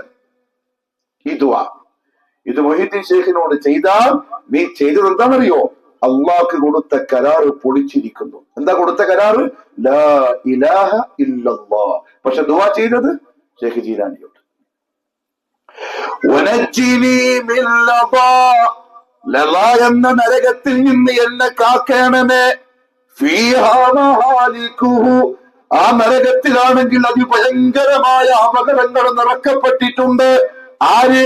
സുൽത്താന കുല്ലി വലിയ്യിൻ, എല്ലാ വലിയിന്റെയും നേതാവായ ശൈഖ് ജീലാനി അവർകളെന്ന്. മൊയ്‌ലി ശൈഖിനോടുള്ള ദുആ. ചിലപ്പോ ഈ പാട്ട് അറിയുന്നവരൊക്കെ എന്റെ ശബ്ദം കേൾക്കുന്നുണ്ടാവും. ഈ ദുആ ഒരുത്തൻ മുസ്ലിം ലാ ഇലാഹ ഇല്ലല്ലാഹ് പറയുന്നവൻ ചെയ്താൽ ഓൻ ചെയ്ത ഒന്നാമത്തെ പ്രശ്നം എന്താ അറിയോ? പരിശുദ്ധ ഖുർആനിന് ഘടകവിരുദ്ധമായിട്ടാണ് ആ ദുആ. അല്ലാഹ് പറഞ്ഞെന്താ അറിയോ? ഇന്നക ലാ തഹ്ദി മൻ അഹ്ബബ്ത വലാകിന്നല്ലാഹ യഹ്ദി മൻ യശാ. നബിയെ, നിങ്ങൾക്ക് ഇഷ്ടമുള്ള ആളെ ഹിദായത്തിലാക്കാൻ നിങ്ങളെ കൊണ്ട് പറ്റൂല എന്ന് അല്ലാഹ് പറയാണ്. ഇവൻ പറയാണ് മൊയ്‌ലി ശൈഖിനെ പറ്റൂ. ഇതിലാരാ ശരി? അല്ലാഹ് റസൂലുള്ളാഹിയോട് പറയാ, മുഹമ്മദുർ റസൂലുള്ളാഹിയോട് സ്വല്ലല്ലാഹു അലൈഹി വസല്ലം ലാ ഇലാഹ ഇല്ലല്ലാഹുവിന്റെ കൂടെ പേര് ചേർക്കപ്പെട്ട പ്രവാചകൻ ഒരൊറ്റ രാത്രി കൊണ്ട് മസ്ജിദുൽ ഹറാമിൽ നിന്ന് മസ്ജിദുൽ അഖ്സയിലേക്ക് യാത്ര ചെയ്ത പ്രവാചകൻ, അതേ രാത്രിയിൽ 7 ആകാശങ്ങൾക്കപ്പുറത്ത് അള്ളാന്റെ അർശിന്റെ താഴ്ഭാഗത്തേക്ക് പോയി ആ രാത്രിയിൽ തിരിച്ചു വന്ന മഹാനായ പ്രവാചകൻ, അഷ്റഫുൽ മഖ്ലൂഖാത്ത്, സയ്യിദുൽ മുർസലീൻ, ഖൈറുൽ വറാ, മുഹമ്മദുർ റസൂലുള്ളാഹി സ്വല്ലല്ലാഹു അലൈഹി വസല്ലം. അപ്രവാചകനാ പറയുന്നത്, ആ പ്രവാചകനോടാ പറയുന്നത്, ലാ തഹ്ദി മൻ അഹ്ബബ്ത. നബിയെ, നിങ്ങൾ എന്റെ അടുത്ത് ഇത്ര വലിയ സ്ഥാനവും ബഹുമതിയുള്ള ആളാ, പക്ഷെ നിങ്ങൾക്ക് ഒരാളെയും ഹിദായത്തിലാക്കാൻ പറ്റൂല. നിങ്ങൾ ആരെയും ഇപ്പൊ ബഹുമാനിച്ചത്, ആരെയും ആദരിച്ചത് എന്ന് മാത്രമല്ല, വലാകിന്നല്ലാഹ യഹ്ദി മൻ യശാ. അല്ലാഹ് ആരെയാണോ ഉദ്ദേശിക്കുന്നത് അവനെ മാത്രമേ അല്ലാഹു ഹിദായത്തിലാക്കൂ. ഇതാ ഖുർആൻ പറയും. ഇതാ ഖുർആൻ പറയുന്നത്. പക്ഷെ കുതുബിയത്തിന്റെ പാട്ടിലുള്ളത് മൊയ്തീൻ ഷേഖ് ഹിദായത്തിലാക്കുന്നതാണ്. എങ്കിൽ പ്രിയപ്പെട്ടവരെ, ഈ പറഞ്ഞ ലാ ഇലാഹ ഇല്ലല്ലാഹ് എന്ന കലിമത്തിന്റെ അർത്ഥം എന്താണ്? എങ്കിൽ ലാ ഇലാഹ ഇല്ലല്ലാഹ് കൊണ്ടുള്ള ഉദ്ദേശം എന്താണ് എന്ന് പറയാ റസൂലുള്ളാഹി സ്വല്ലല്ലാഹി അലൈഹി വസല്ലം പറയേണ്ട കാര്യമില്ലല്ലോ. ആരാണെന്ന്? നമ്മളൊക്കെ നെഞ്ചിന്റെ ഉള്ളകത്ത് കൊണ്ട് നടക്കുന്ന മുഹമ്മദുർ റസൂലുള്ളാഹി സ്വല്ലല്ലാഹു അലൈഹി വസല്ലം. സാന്ദർഭികമായിട്ടൊന്ന് പറയട്ടെ, ചിലപ്പം ഈ നാട്ടിലുള്ളവരും തെറ്റിദ്ധരിച്ചിട്ടുണ്ടാവും ഈ സലഫികൾ മുഹമ്മദ് മുസ്തഫാനെ സ്നേഹിക്കാത്തവരാണ് സ്വല്ലല്ലാഹു അലൈഹി വസല്ലം, പേര് കേട്ട സ്വലാത്ത് ചൊല്ലാത്തവരാണ്, അവർക്ക് വലിയ വിലയൊന്നുമില്ല. കളവാണ്. നേരത്തെ പറഞ്ഞ പോലെ അത് ചതിയാണ്, വഞ്ചനയാണ്. നമ്മളുമായിട്ട് അടുക്കാതിരിക്കാൻ, നമ്മൾ പറയുന്നത് കേൾക്കാതിരിക്കാൻ ഈ ഉലമാര് പറഞ്ഞുണ്ടാക്കുന്ന കള്ളക്കഥയാണത്. എങ്ങനെയാ മുഹമ്മദ് സല്ലല്ലാഹു അലൈഹി വസല്ലം തങ്ങളുടെ പേര് കേൾക്കുമ്പോ നമ്മൾ സലാത്ത് പറയാണ്ടിരിക്കുക? ഇന്നല്ലാഹ വമലായികതഹു യുസല്ലൂന അലൻ നബി യാ അയ്യുഹല്ലദീന ആമനൂ സല്ലൂ അലൈഹി വസല്ലിമൂ തസ്ലീമാ. ഇത് അല്ലാഹുവിന്റെ കൽപ്പനയാണ്. ഖുർആനില് അല്ലാഹുവും അവന്റെ മലായികത്തും സ്വലാത്ത് പറയുന്നുണ്ട്.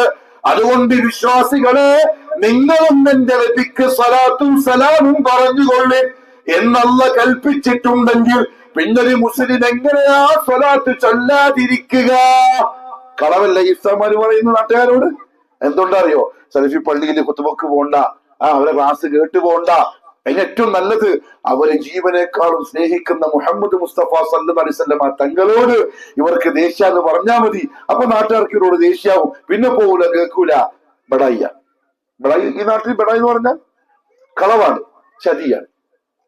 ഇല്ല, മുഹമ്മദ് മുസ്തഫ സല്ലല്ലാഹു അലൈഹി വസല്ലം തങ്ങൾക്ക് ആ സ്ഥാനമുണ്ട്, ഒരു സംശയവുമില്ല. പക്ഷെ ആ റസൂലുള്ളാഹിന്റെ ദുആ അറിയോ നിങ്ങൾക്ക്? രാത്രി നിസ്കാരത്തിന് വിത്തറില് കൈമുകൂട്ടി പറയും, اللهم اهدني فيمن هديت اللهم اهدني فيمن هديت. ഏ അല്ലാഹ്, നീ സന്മാർഗത്തിലാക്കിയവരുടെ കൂട്ടത്തില് എനിക്കും നീ സന്മാർഗം നൽകണമേ. മുഹമ്മദ് മുസ്തഫ സല്ലല്ലാഹു അലൈഹി വസല്ലം തങ്ങളുടെ ദുആയ അല്ലാഹുവിനോട്. അപ്പോഴാണ് മൊയ്ലാമാര് പറയുന്നത്, മൊയ്തീൻ ശൈഖിനോട് ഹിദായത്ത് ചോദിച്ച പ്രശ്നമില്ല.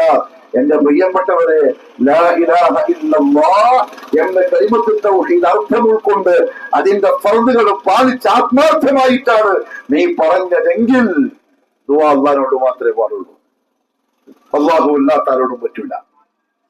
ഇനി മാത്രമല്ല, മങ്കൂസ് മൗലിദിലേക്ക് വാ, മങ്കൂസ് മൗലിദിലേക്ക് വാ. അവിടെയുണ്ട് കലിമത്തിനെതിരായിട്ടുള്ള പ്രശ്നം. പറയുന്ന ലാ ഇലാഹ ഇല്ലല്ലയോട് കൂറില്ലാത്ത പ്രശ്നം. ارتكبت على الخطا غير حصر وعدد لك اشكو فيه يا سيدي خير النبي. ആൾക്കാർ പാടുന്നുണ്ടാവും, സാധാരണക്കാർ ജാഹിലിങ്ങൾ, അവർക്കറിയില്ല.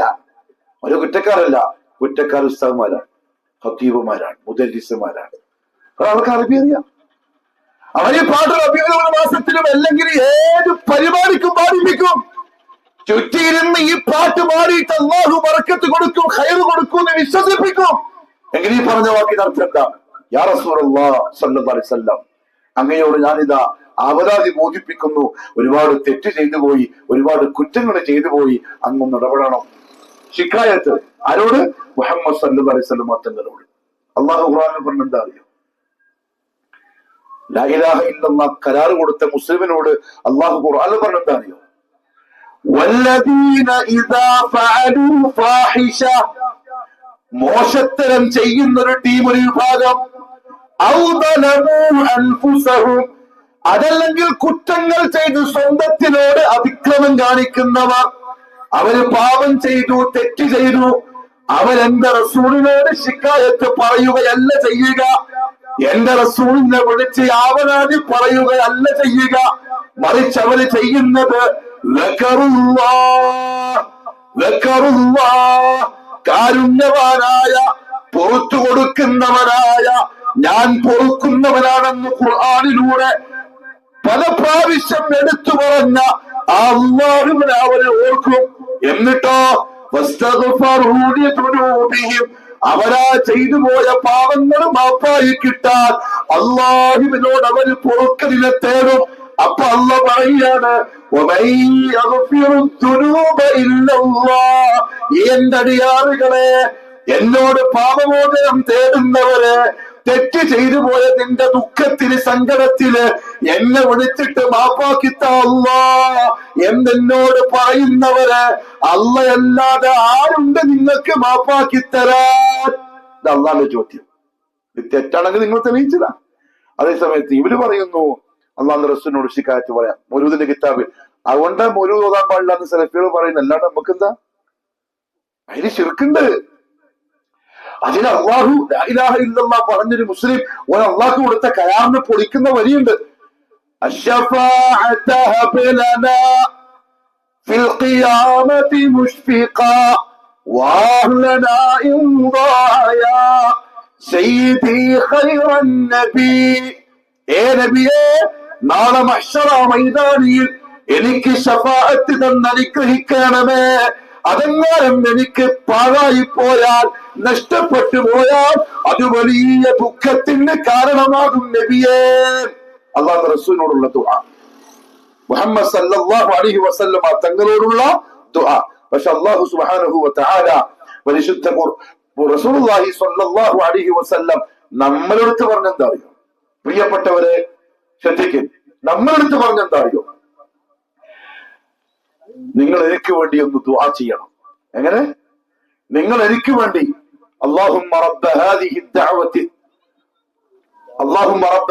الدعوة التامة പിന്നെ والصلاة القائمة آت محمدا الوسيلة والفضيلة وبعثه مقاما محمودا الذي وعدته.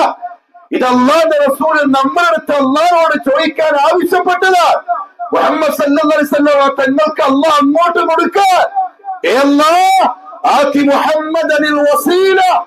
എന്റെ പ്രിയപ്പെട്ട നേതാവ് മുഹമ്മദുർ റസൂലുള്ളാഹ് സല്ലല്ലാഹു അലൈഹി വസല്ലം തങ്ങൾക്ക് വസീല എന്ന സ്ഥാനം കൊടുക്കണമേ. വൽ ഫദീല, ഉന്നതമായ മഹാത്മ്യം കൊടുക്കണം. അതേപോലെ തന്നെ നീ വഅദ ചെയ്ത ആ തുച്ഛമായ സ്ഥാനത്ത് എന്റെ നബിയെ നീ എത്തിക്കണേ അല്ലാഹ് എന്ന് നിങ്ങൾ എനിക്ക് വേണ്ടി ദുആ ചെയ്യണേ. മുഹമ്മദ് സല്ലല്ലാഹു അലൈഹി വസല്ലം ഇങ്ങോട്ട് പഠിപ്പിച്ചതാണ്. പക്ഷെ ലാ ഇലാഹ ഇല്ലല്ലാഹ് പറഞ്ഞു ആ റസൂലിനോട് ദുആ ചെയ്യാൻ. അള്ളാഹു മനസ്സിലാക്കാനുള്ള തൗഫീഖ് നസീബാക്കി തരട്ടെ. പ്രിയപ്പെട്ടവരെ, അതുകൊണ്ട് അള്ളാഹു സുബ്ഹാനഹു വ തആല ഒരു കാര്യം കൂടി പറയാം ഒന്നുകൂടെ. അതായത് അള്ളാഹ് കൊടുത്ത കരാർ പൊളിച്ചിട്ടുണ്ട്. അതിന്റെ നിബന്ധനകൾ പാലിക്കാതെ തവക്കുൽ. ആരെയാ പരമേൽപ്പിക്കല്? ഒരു ഭണ്ഡാരമുണ്ടാവും ജാറത്തിന്റെ, അതിൽ 100 റുപ്യ ഇട്ടാൽ ആ തങ്ങൾ നോക്കിക്കൊള്ളുന്ന വിശ്വാസം. യാത്ര ചെയ്യുമ്പം ഏതെങ്കിലും ജാറത്തിലേക്ക് എന്തെങ്കിലും നേർച്ചയാക്കിയാൽ അവര് നോക്കിക്കൊള്ളുന്ന വിശ്വാസം. അങ്ങനെ പറഞ്ഞ് പ്രസംഗിച്ച് പഠിപ്പിച്ച് വിടുന്നതും മെമ്പറുകളിൽ നിന്ന് മെഹ്റാബുകളിൽ നിന്ന് അള്ളാഹു അല്ലാത്തവരെ തവക്കുലാക്കാൻ, അല്ലല്ലാത്തവർക്ക് നേർച്ചയാക്കാൻ, അവര് കാക്കും, അവര് കറിയും, അവര് കാണും, അവര് കൂടെ ഉണ്ടാവും എന്ന് പറഞ്ഞ് പറ്റിച്ചിട്ടാണ് ഈ പരിപാടി. എന്നാൽ മുഹമ്മദ് മുസ്തഫ സല്ലല്ലാഹു അലൈഹി വസല്ലം ഉറങ്ങാൻ കിടക്കുമ്പം പറയാൻ പഠിപ്പിച്ചൊരു ദുആ ഉണ്ട്. എന്താ അറിയോ? اللهم أسلمت نفسي إليك ووجهت وجهي إليك وفضلت أمري إليك رغبة ورهبة إليك لا ملجأ ولا منجا منك إلا إليك آمنت بكتابك الذي أنزلت وبنبيك الذي أرسلت. أرتدر أمة ريلا أمة برتكلا أمتنا قرين الدين لا يشرعت കത്തിക്കണം, കുറച്ച് ഒരു പൂവിട്ട് കൊടുക്കണം, അവിടെ ദുആ ചെയ്യണം, വരണം. എല്ലായി പഠിപ്പിച്ചിട്ടില്ല. ഇതാ പ്രിയപ്പെട്ടവരെ നാട്ടിലുള്ള സലഫികളുടെ വ്യത്യാസം. തിരിയുന്നുണ്ട് നിങ്ങൾക്ക്? പരിശുദ്ധ ഖുർആനിൽ അല്ലാഹു പറഞ്ഞത് അത് ജീവിതത്തിൽ പ്രവർത്തിക്കുക, നാട്ടുകാരെ കേൾപ്പിക്കുക. ഇതാ സലഫികളുടെ ജോലി. ഞാൻ ഇത്രയും പറഞ്ഞതിൽ നാട്ടിൽ പ്രശ്നങ്ങൾ ഉണ്ടാക്കുന്ന എന്തെങ്കിലും നിങ്ങൾക്ക് തോന്നിയോ? അങ്ങനെയാണല്ലോ പൊതുവെ പറയാ. ഒരു പ്രസംഗിച്ച നാട്ടിൽ പ്രശ്നവും അതാവും ഇതാവും. ഞാൻ ഖുർആന്റെ ആയത്ത് ഓതിട്ടാ പറഞ്ഞത്. അല്ലാഹുമ്മ അസ്ലംതു നഫ്സി ഇലൈക്, അല്ലാഹുവേ എൻ്റെ നഫ്സിനെ ഞാനിതാ നിന്നെ ഏൽപ്പിക്കുന്നു. വവജ്ജഹ്തു വജ്ഹി ഇലൈക്, ഞാൻ എൻ്റെ മുഖം നിന്നിലേക്ക് തിരിക്കുന്നു. വഫവ്വൽതു അംരി ഇലൈക, എൻ്റെ കാര്യം ഞാൻ നിന്നെ ഫലമേൽപ്പിക്കുന്നു അല്ലാഹ് എന്നിട്ട് ഞാൻ ഉറങ്ങാൻ കിടക്കുന്നത്, നീ എന്നെ നോക്കിക്കോളണേ. ഇതാണ് മുഹമ്മദ് സല്ലല്ലാഹു അലൈഹി വസല്ലം തങ്ങൾ പഠിപ്പിച്ചത് ഉറങ്ങാൻ കിടക്കുമ്പം വരെ. അതേ സമയത്ത് ലാ ഇലാഹ ഇല്ലല്ലാഹ് എണ്ണിപ്പറയുന്ന ആൾക്കാരെ തവക്കുലാക്കുന്നത് ഈ പറയപ്പെട്ട മനുഷ്യന്മാരെ. പ്രിയപ്പെട്ടവരെ, തിരിച്ചെന്ന് ചിന്തിക്കണം. അതാണ് കാരണം, അതാണ് ജീവിതത്തിന്റെ ലക്ഷ്യം. അത് തെറ്റിപ്പോയാൽ ലക്ഷ്യമില്ലാതെയായി. അള്ളാഹു പടച്ചു വിട്ട ലക്ഷ്യം പൊട്ടിപ്പോയി, അത് അപകടമാണ്. എന്ന് മാത്രമല്ല, പ്രധാനപ്പെട്ട മറ്റൊരു കാര്യം, ഈ പറഞ്ഞ രീതിയിൽ അള്ളാഹുവിൽ നിന്ന് ആളുകളെ അകറ്റാൻ, ഇങ്ങനെ അള്ളാഹു അല്ലാത്തവരിലേക്ക് വിളിക്കാൻ, അങ്ങോട്ട് ചേർക്കാൻ, അങ്ങോട്ട് ഇതെല്ലാം ചെയ്യാൻ ആണ് ഈ കള്ളക്കഥകള് പ്രചരിക്കപ്പെട്ടത്. അതിൽ പ്രധാനപ്പെട്ട ഒരു കളവെന്താണെന്നറിയോ? ഇവരൊക്കെ ഗൈബ് അറിയുന്നുള്ള കളവാണ്. ഇവരൊക്കെ എന്തറിയും?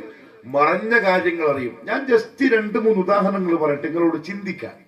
ആവശ്യം വന്നാൽ വിശദമായിട്ട് നമുക്ക് പിന്നെ പറയാം, സമയം കുറയായി. ജസ്റ്റ് ചിന്തിക്കാൻ. അതായത് ഈ മരിച്ചു കിടക്കുന്ന മയ്യത്ത്, ഈ പറയപ്പെട്ട നമ്മുടെ നാട്ടിലുള്ളതാണ്, നിങ്ങൾക്ക് അറിയുന്നറിയില്ല, ഈ മടവൂർ ഷെയ്ഖ്, ഉള്ളാളത്തുപ്പാപ്പ, അങ്ങനെ കുറെ ആൾക്കാരുണ്ട്. ഇവരൊക്കെ നിങ്ങളെ മനസ്സിലുള്ളതറിയും, നിങ്ങളെ കാണും, നിങ്ങളെ കേൾക്കും. നിങ്ങൾ എന്തു പറഞ്ഞാലും അവർ ഏറ്റെടുക്കും, അവർ വരും.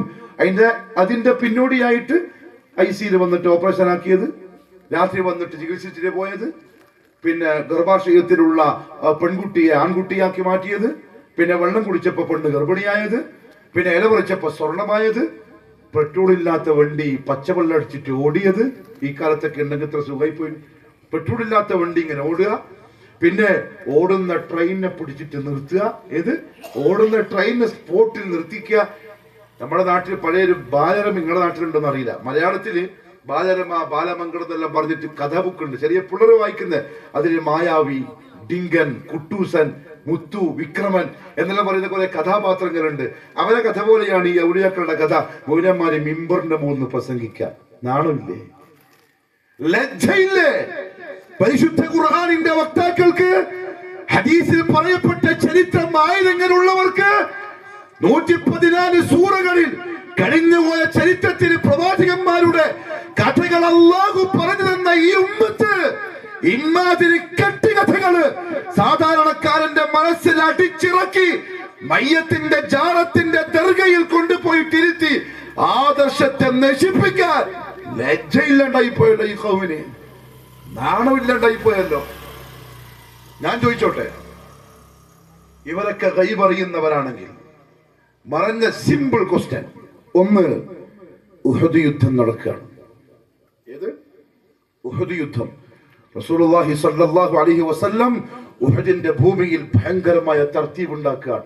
ഒരു ഭാഗത്ത് ഉഹദ് മല, മറുഭാഗത്ത് ജബലുർ റുമാത്ത്, അമ്പെയ്തിൽ വിദഗ്ധരായ 50 സഹാബാക്കളെ നിർത്തുന്നു. ഒരു ഭാഗത്ത് മുസ്ലിം പട്ടാളക്കാർ. എന്തിന്? ശത്രുക്കൾ വരുമ്പം അവര് ജയിക്കാതിരിക്കാൻ. ഈ സംവിധാനമൊക്കെ ചെയ്യുന്ന മുഹമ്മദ് സല്ലല്ലാഹു അലൈഹി വസല്ലം അറിയുന്നില്ല ഉഹദ് യുദ്ധത്തിൽ നമ്മൾ ദയനീയമായി പരാജയപ്പെടാൻ പോവുകയാണ് എന്ന്. ഉഹദ് യുദ്ധത്തിൽ തോറ്റിട്ട് സഹാബാക്കൾ ഓടിയില്ലേ? അതല്ലേ താരീഖ്. ഉഹദിന്ന് സഹാബാക്കൾ യുദ്ധക്കളത്തിൽ നിന്ന് ഓടിയില്ലേ? നബി സല്ലല്ലാഹു അലൈഹി വസല്ലം വിളിച്ചു പറഞ്ഞു, സഹാബാക്കളെ, നിങ്ങളുടെ പ്രവാചകനെ ഒറ്റക്കാക്കിയിട്ട് ഓടല്ല, കൊടും പാപമാണത്. അത്രത്തോളം പേടിച്ചിട്ട് ഓടിയില്ലേ സഹാബാക്കള്? എന്തേ മുഹമ്മദ് സല്ലല്ലാഹു അലൈഹി വസല്ലം തോക്കാൻ പോവാണെന്ന് അറിയാതിരുന്നത്? നിങ്ങൾ ഈ മയ്യത്തിനെല്ലാം അറിയാം, മുഹമ്മദ് സല്ലല്ലാഹു അലൈഹി വസല്ലം തങ്ങൾക്കൊന്നും അറിയില്ല. തസ്ബീഹ് മാലയും 8 മോതിരവും 2 കൈമലും തസ്ബീഹ് മാലന്റെ വളയും, പിന്നെ പച്ച തലയിൽ കെട്ടും, വലിയ താടിയും, തുമ്മാൻ തിന്നിട്ട് ചോപ്പിച്ച ചുണ്ടും വന്നിരുന്നാൽ ഓരോ എല്ലാ ഗൈബും അറിയാം, ഓനെല്ലാം പറയും. മുഹമ്മദ് മുസ്തഫ സല്ലല്ലാഹു അലൈഹി വസല്ലം തങ്ങൾക്ക് ഉഹദ് യുദ്ധത്തിൽ തോക്കാൻ പോവാന്നുള്ള സത്യം അറിയില്ല. എന്തുകൊണ്ട്? അപ്പൊ റസൂലുള്ളാഹിക്ക് അത്രയും കഴിവില്ല, ഇവർക്കാ വലിയ കഴിവ്. എന്താ നിങ്ങളുടെ വിശ്വാസം? ശരി, ഉഹദ് യുദ്ധത്തിൽ പങ്കെടുത്ത സഹാബാക്കൾ ആരെന്നറിയോ? തൊട്ട് മുമ്പത്തെ വർഷം ബദർ യുദ്ധത്തിൽ പങ്കെടുത്ത ബദരീങ്ങളാണ്. അങ്ങനെ ബദരീങ്ങളെ പേരെഴുതി വെച്ചാലല്ലേ കള്ളന്മാർ കയറാണ്ട് കുതു പറഞ്ഞു പറ്റിച്ചത്? ബദർ മൗലിദ് നടത്തിയാ പിന്നെ പ്രശ്നങ്ങൾ ഉണ്ടാവൂല, പ്രയാസങ്ങൾ ഉണ്ടാവൂല എന്നല്ലേ കളവ് പറഞ്ഞു പറ്റിച്ചത്? ഒരാള് കപ്പലിലേക്ക് യാത്ര ചെയ്തപ്പോൾ അയാള് കൊടുങ്കാറ്റ് വന്ന് കപ്പല് മുങ്ങാനായപ്പോൾ ഞാൻ ബദരീങ്ങളെ വിളിച്ചപ്പോൾ അവര് വന്നിട്ട് രക്ഷപ്പെടുത്തി എന്നുള്ള കൊടും ചതിയും കളവുമല്ലേ കേരളത്തിൽ പ്രസംഗിച്ചത് വലിയൊരു തങ്ങള്? ഉഹദ് യുദ്ധത്തിൽ പങ്കെടുത്ത ബദരീങ്ങളല്ലേ? ഞാൻ ചോദിക്കുന്ന ഈ പള്ളിയിലുള്ള ഉസ്താദന്മാരോടാണ്, ഖത്തീബന്മാരോടാണ്. കാരണം അവരാ ആൾക്കാർക്ക് ദീൻ പറഞ്ഞു കൊടുക്കുന്ന ആൾക്കാർ. ആ ബദരീങ്ങളല്ലേ ഉഹദ് യുദ്ധത്തിൽ പങ്കെടുത്തത്? എന്നിട്ട് ആരാ ഉഹദിൽ ഓടിയത്? യുദ്ധത്തിന്റെ രണ്ടാം ഘട്ടത്തിൽ യുദ്ധക്കളം വിട്ടിട്ട് ഓടിയതാരാ? പേടിച്ചിട്ട് ഓടിയതാരാ? ജീവന് വേണ്ടി ഓടിയതാരാ? ഈ ബദരീങ്ങളല്ലേ. എന്താ അവരെ കാക്കാൻ കഴിയില്ല? നമ്മളെ കാക്കാൻ പറ്റൂ? മനസ്സിലാവുന്നില്ല, അതുകൊണ്ട് ചോദിച്ചതാണ്. ഒരു മറുപടി തരും, അതെന്താ സംഭവം എന്നുള്ളതിന്റെ ഉത്തരം ഒന്ന് പറഞ്ഞു തരും, നമ്മൾ തിരുത്താം. നമ്മൾ മിമ്പറുമൊന്നും തിരുത്തിക്കോളാം. എന്തുകൊണ്ട് അറിഞ്ഞില്ല? പോട്ടെ. ഉഹദ് യുദ്ധത്തിലെ സയ്യിദു ശുഹദാ ഹംസത്ത് ഇബ്നു അബ്ദുൽ മുത്തലിബ് റളിയല്ലാഹു അൻഹു, മുഹമ്മദ് സല്ലല്ലാഹു അലൈഹി വസല്ലം തങ്ങളുടെ പ്രതിവ്യൻ, അല്ലാഹുവിന്റെ റസൂൽ ഹംസയുടെ റളിയല്ലാഹു അൻഹു മയ്യത്ത് കണ്ടിട്ട് കരഞ്ഞു. താടിയിലൂടെ കണ്ണുനീര് ഒഴുകി. ഈ ഹംസ റളിയല്ലാഹു അൻഹു ഉഹദ് യുദ്ധത്തിൽ രണ്ട് കയ്യിൽ വാളും പിടിച്ചിട്ട് പോരാടുക. പക്ഷെ ബാക്കിലുള്ള ഒരാളെ ഹംസ കാണുന്നേയില്ല. ബാക്കിൽ ഒരാള് വാളും പിടിച്ചിട്ട് കുന്തവും പിടിച്ചിട്ട് വരുന്നുണ്ട്. വഹ്ശി റളിയല്ലാഹു അൻഹു. ഹംസ കാണുന്നില്ല. എന്താ കാണാത്ത? ബഗ്ദാദിൽ മറമാടപ്പെട്ട് കിടക്കുന്ന മൊയ്തീൻ ഷേഖ് മടിക്കേരിയിലെ വിളിക്കുന്നവനെ കാണും കേൾക്കുന്നല്ലേ പ്രസംഗിക്കുന്നത്. എന്റെ ഹംസത്ത് ബിൻ അബ്ദുൽ മുത്തലിബ് റളിയല്ലാഹു അൻഹു ബാക്കിൽ കുന്തവും പിടിച്ചു വരുന്ന വഹ്ശിയെ ജീവനോടെ ഉള്ളപ്പോ കണ്ടില്ല. അവർക്ക് ആ കഴിവ് ജീവിക്കുമ്പോണ്ടായിട്ട്, പിന്നെ മരിച്ചതിന് ശേഷം ആ കഴിവ് വന്നത് എന്തുകൊണ്ട് അറിഞ്ഞില്ല? അറിയാൻ കഴിയൂല, അള്ളാഹുവിന് മാത്രമേ അറിയൂ. ഒന്നുകൂടെ ചോദിച്ചോട്ടെ. ആയിഷ റളിയല്ലാഹു അൻഹ, നമ്മുടെ ഉമ്മ, മുഹമ്മദ് സല്ലല്ലാഹു അലൈഹി വസല്ലമയുടെ ഏറ്റവും ഇഷ്ടപ്പെട്ട ഭാര്യ, വ്യഭിചാരത്തിന്റെ ആരോപണത്തിന് വിധേയയായി. കപടവിശ്വാസികൾ വ്യഭിചാരം ആരോപിച്ചു. റസൂലുള്ളാഹി സ്വല്ലല്ലാഹു അലൈഹി വസല്ലം തങ്ങൾ കരഞ്ഞു, സങ്കടപ്പെട്ട് വ്യസനിച്ച്. ആയിഷ ബീബി ആ രംഗം വിശദീകരിക്കുന്നുണ്ട്. മണ്ടാണ്ടായി. അലിഗിനെ പോലത്തെ മറ്റു ചില സഹാബാക്കൾ വിളിച്ചിട്ട് റസൂലുള്ളാഹി ചോദിക്കുക പോലും ചെയ്തു, ആയിഷാനെ പറ്റി എന്താ അഭിപ്രായം? ഒരിക്കൽ ആയിഷ ബീവിനെ ചോദിച്ചു, ആയിഷ നീ തെറ്റ് ചെയ്തിട്ടുണ്ടെങ്കിൽ പറ, അള്ളാഹു നിനക്ക് മാപ്പാക്കി തരും. കരഞ്ഞുണ്ടായി ചോദിക്കുന്നത്. എന്റെ പ്രിയപ്പെട്ട ഭാര്യ ആയിഷ അത് ചെയ്തിട്ടില്ല എന്ന സത്യം മുഹമ്മദ് സല്ലല്ലാഹു അലൈഹി വസല്ലം അറിഞ്ഞില്ല. അള്ളാഹു ആയത്തിറക്കിയിട്ട് പറഞ്ഞപ്പോഴല്ലേ റസൂലുള്ളാഹി തങ്ങൾക്ക് മനസ്സിലായത്? അതെ, ഗൈബ് അള്ളാഹു അല്ലാണ്ട് ഒരാളും അറിയൂല. അപ്പൊ പിന്നെ തങ്ങന്മാർ അറിയും, ജാറങ്ങൾ അറിയും, ദർഗാരെന്നെല്ലാം പറയുന്നതോ ശുദ്ധ കളവ്, അനിസ്ലാമികം, ധീരമായിട്ടൊരു ബന്ധവുമില്ല. നമ്മൾ പറയുന്നു അങ്ങനെ കളവും അതേപോലെ തന്നെ വഞ്ചനയും ചതിയും ഇതൊന്നും നമുക്ക് പറയാനില്ല. ലാ ഇലാഹ ഇല്ലല്ലാഹു വഹ്ദ ലാ ശരീക ലഹ്. ലോകത്ത് വന്ന മുഴുവൻ പ്രവാചകന്മാരും പറഞ്ഞു ഖൂലു ലാ ഇലാഹ ഇല്ലല്ലാഹ്. പറയുന്ന കലിമത്തിനോട് കൂറ് കാണിക്കുക, ആത്മാർത്ഥത കാണിക്കുക. ലാ ഇലാഹ, അല്ലാഹുവേ യഥാർത്ഥത്തിൽ ആരാധിക്കപ്പെടേണ്ടവനായി ആരുമില്ല, ഇല്ലല്ലാഹ്, അല്ലാഹു അല്ലാതെ. അതുകൊണ്ട് എൻ്റെ ദുആ, അതുകൊണ്ട് എൻ്റെ ഇസ്തിഗാസ, അതുകൊണ്ട് എൻ്റെ തവക്കുല്, അതുകൊണ്ട് എൻ്റെ കാവൽ തേട്ടം, അതുകൊണ്ട് ഞാൻ ഉപകാരം പ്രതീക്ഷിക്കുന്നത്, ഞാൻ രോഗശമനം ചോദിക്കുന്നത്, ബുദ്ധിമുട്ട് മാറ്റാൻ ചോദിക്കുന്നത്, ബർക്കത്ത് ചോദിക്കുന്നത് ആ നിന്നോട് മാത്രമായിരിക്കും. അത് പ്രഖ്യാപിക്കുന്നവന്റെ പേരാണ് മുസ്ലിം. അപ്പോഴാ ജീവിതത്തിന്റെ ലക്ഷ്യം പൂർത്തിയാവുന്നത്. അങ്ങനെ പ്രഖ്യാപിച്ച് എനിക്ക് എൻ്റെ അള്ള മതി എന്ന് വിശ്വസിക്കുന്ന ആളുകൾക്കാണ് നിസ്കാരം തൊട്ടങ്ങോട്ടുള്ള അമലുകൾ നിർബന്ധമാവുന്നത്. സമയായ ഇനി ഞാൻ രണ്ട് കാര്യം പറയാൻ പോവാണ്, ശ്രദ്ധിച്ച് കേട്ടോളൂ. ഇത്രയും കേട്ട് കഴിയുമ്പം ചിലപ്പം മൂലാമാര് പറയും, ഉസ്താദ്മാര് പറയും, ആ സലഫി മോയിമ വന്നിട്ട് വല്ലാത്തൊരു ബട്ടായി പൊട്ടിച്ചിട്ട് പോയിട്ടുണ്ട്. എന്താ ബടായി എന്നറിയോ? നമ്മൾ ഈ ജാറത്തിനെയും മൊയ്തീൻ ശൈഖിനെയും എരുമാടുള്ള ശൈഖിനെയും ഒക്കെ അള്ളാഹുവായിട്ട് കാണുന്നുണ്ടോ? നമ്മൾ ആരെങ്കിലും പറയുന്നുണ്ട് ഇതെല്ലാം അള്ളാഹുവാണ്, ഇതെല്ലാം റബ്ബാണ്? ഇതൊക്കെ ഔലിയാക്കള്. അള്ളാഹു അവർക്ക് കൊടുത്ത കഴിവിൽ നിന്ന് നമ്മൾ ചോദിക്കുന്ന, അല്ലാണ്ട് അവരെയൊന്നും അള്ളാഹുവായി കണ്ടിട്ട് ചോദിക്കുന്നല്ല എന്ന് ചിലപ്പം ഇനി അടുത്ത പ്രസംഗത്തിലൊക്കെ ഉസ്താദ് പറയാനുള്ള ചാൻസ് ഉണ്ട്. അത് കേൾക്കുമ്പോൾ സാധാരണക്കാരൻ തോന്നും, ആ അത് ശരി തന്നെ, നമ്മുടെ എരുമാടുള്ള ശൈഖിനെ അള്ളാഹുവായിട്ട് കണ്ടിനോ? ഇല്ല. ഉസ്താദ് ചോദിക്കും, നിങ്ങൾ ആരെങ്കിലും ബദരീങ്ങൾ അള്ളാഹു വിശ്വസിക്കുന്നുണ്ടോ? ഇല്ല ഉസ്താദെ. നിങ്ങൾ ആരെങ്കിലും ഉള്ളാളത്തങ്ങൾ അള്ളാഹു വിശ്വസിക്കുന്നുണ്ടോ? ഇല്ല. നിങ്ങള് മൊയ്തീൻ ശൈഖ് അള്ളാഹു വിശ്വസിക്കുന്നുണ്ടോ? ഇല്ല ഉസ്താദെ. എന്നാ പിന്നെ വിളിച്ചാൽ എന്താ? അള്ളാഹു റബ്ബുൽ ഇസ്സത്ത് നേരത്തെ മറുപടി പറഞ്ഞു. ഖുർആൻ. ദീനിൽ കളവ് നടത്താൻ പറ്റൂല പ്രിയപ്പെട്ടവരെ. ദീനിൽ ചതിവ് നടത്താൻ അള്ളാഹു സമ്മതിക്കൂല. കാരണം ഖുർആൻ ബുദ്ധിയുള്ള മനുഷ്യന്റെ മുമ്പിലെ തുറന്ന പുസ്തകമാണ്. മക്കത്തെ മുശ്രിക്കീങ്ങൾ അതായത് റസൂലുള്ളാഹി സ്വല്ലല്ലാഹി അലൈഹി വസല്ലം മക്കത്ത് നിന്ന് ആരോടാണോ ഇതേപോലെ തെരുവുകളിൽ നിന്ന് പ്രസംഗിച്ചത്, ആ കൂട്ടക്കാര്, അവരുടെ വിശ്വാസം എന്താണെന്നറിയോ? എന്റെ ശബ്ദം കേൾക്കുന്ന ഈ പ്രദേശത്തിലുള്ള ആളുകൾ പള്ളിയിലെ ഖത്തീബിന്റെ അടുത്ത് പോയിട്ട് ചോദിക്കണം, സാറേ, മക്കത്തുള്ള ഖുറൈശികളുടെ വിശ്വാസം എന്തായിരുന്നു? അവര് ഏത് മതത്തിന്റെ ആൾക്കാരായിരുന്നു? മറുപടി എന്തായിരിക്കും ഞാൻ പറഞ്ഞുതരാം. മറുപടിയും ഉസ്താദിന്റെ മറുപടിയും ഇപ്പൊ തന്നെ ഞാൻ പറയും. ഉസ്താദ് പറയും, നീ ഇന്നലെ രാത്രി അയാളുടെ പ്രസംഗം കേൾക്കാൻ പോയില്ലേ, എന്തിനെ വായിപ്പോയി? ചിലപ്പോ അതായിരിക്കും മറുപടി. പക്ഷെ ഉസ്താദ് പറയണം നാട്ടുകാരോട്, മക്കത്തുള്ള മുശ്രിക്ക് ഹിന്ദുവായിരുന്നോ, ക്രിസ്ത്യാനിയായിരുന്നോ, ജൂതനായിരുന്നോ, മജൂസിയായിരുന്നോ, നിരീശ്വരവാദിയായിരുന്നോ, എന്തായിരുന്നു അവരുടെ വിശ്വാസം? അള്ളാഹു പറയട്ടെ. ഓരോ വിശ്വാസം എന്താണ് അള്ളാഹു പറയട്ടെ. وَلَئِنْ سَأَلْتَهُمْ مَنْ خَلَقَ السَّمَاوَاتِ وَالْأَرْضَ, ആകാശങ്ങളെയും ഭൂമിയെയും സൃഷ്ടിച്ചവൻ ആരാണെന്ന് നബിയെ നിങ്ങൾ ആ ഖുറൈശികളിൽപ്പെട്ട കാഫിരീങ്ങളോട് ചോദിച്ചാൽ അവര് പറയും അല്ലാഹു ആണെന്ന്. وَمَنْ يَرْزُقُكُمْ مِنَ السَّمَاءِ وَالْأَرْضِ, ആകാശത്തിൽ നിന്നും ഭൂമിയിൽ നിന്നും നിങ്ങൾക്ക് ഭക്ഷണം തരുന്നവൻ ആരാണെന്ന് ചോദിച്ചാലും അവര് പറയും അല്ലാഹു ആണെന്ന്. وَمَنْ يُدَبِّرُ الْأَمْرَ, ഈ പ്രപഞ്ചത്തെ നിയന്ത്രിക്കുന്നവൻ ആരാന്ന് ചോദിച്ചാലും അവര് പറയും അല്ലാഹു ആണെന്ന്. وَمَنْ يُخْرِجُ الْحَيَّ مِنَ الْمَيِّتِ, ജീവനില്ലാത്തവയിൽ നിന്ന് ജീവനുള്ളതിനെ പുറത്തു കൊണ്ടുവരുന്നവൻ ആരാന്ന് ചോദിച്ചാൽ وَيُخْرِجُ الْمَيِّتَ مِنَ الْحَيِّ, ജീവനുള്ളതിൽ നിന്ന് ജീവനില്ലാത്തതിനെ കൊണ്ടുവരുന്നവൻ ആരാന്ന് ചോദിച്ചാൽ ലയഖൂലുന്ന അല്ലാഹ്, തീർച്ചയായും അവര് പറയും അല്ലാഹു ആണെന്ന്. ആര്? മക്കത്തെ ഖുറൈശികൾ. ആരാന്ന് പറയും? അല്ലാഹു എന്ന് പറഞ്ഞാൽ അല്ലാഹുവിനെ വിശ്വസിച്ച ഒരു ഖൗമായിരുന്നു നബി സല്ലല്ലാഹു അലൈഹി വസല്ലമയുടെ മുമ്പിൽ ഒരുമിച്ച് കൂടിയ മക്കക്കാർ. അള്ളാനെ വിശ്വസിച്ചവർ, അവർ അള്ളാനെ വിശ്വസിച്ചവരായിരുന്നു എന്നതിന് വേറെ ചില തെളിവുകൾ പറയട്ടെ. ഒന്ന്, മുഹമ്മദ് സല്ലല്ലാഹു അലൈഹി വസല്ലം തങ്ങളുടെ ഉപ്പാന്റെ പേരാണ്, അള്ളാഹുവിന്റെ റസൂലിന്റെ ഉപ്പാന്റെ പേരാണ് അബ്ദുല്ലാഹ്, അള്ളാഹുവിന്റെ അടിമ. ഏത് അള്ളാന്റെ? അല്ലെ അത് വേറെ അള്ളാന്ന് പറയോ? അങ്ങനെ പറഞ്ഞിട്ടുണ്ട് കേരളത്തിൽ ചില മൗലവിമാര്. അത് വേറെ അള്ളാഹു ആണ്, രണ്ട് അള്ളാനെ ഉണ്ടാക്കി. കാരണം ശിർക്ക് ചെയ്താൽ കഅന്നമാ ഖറ മിനസ് സമാ, ആകാശത്തു നിന്ന് പൊട്ടി വീണവനെ പോലെയാണ്. എന്താ പറയുന്നത്, എന്താ ചെയ്യുന്നൊന്നും തിരിയില്ല. അള്ളാഹു കാത്തു രക്ഷിക്കട്ടെ.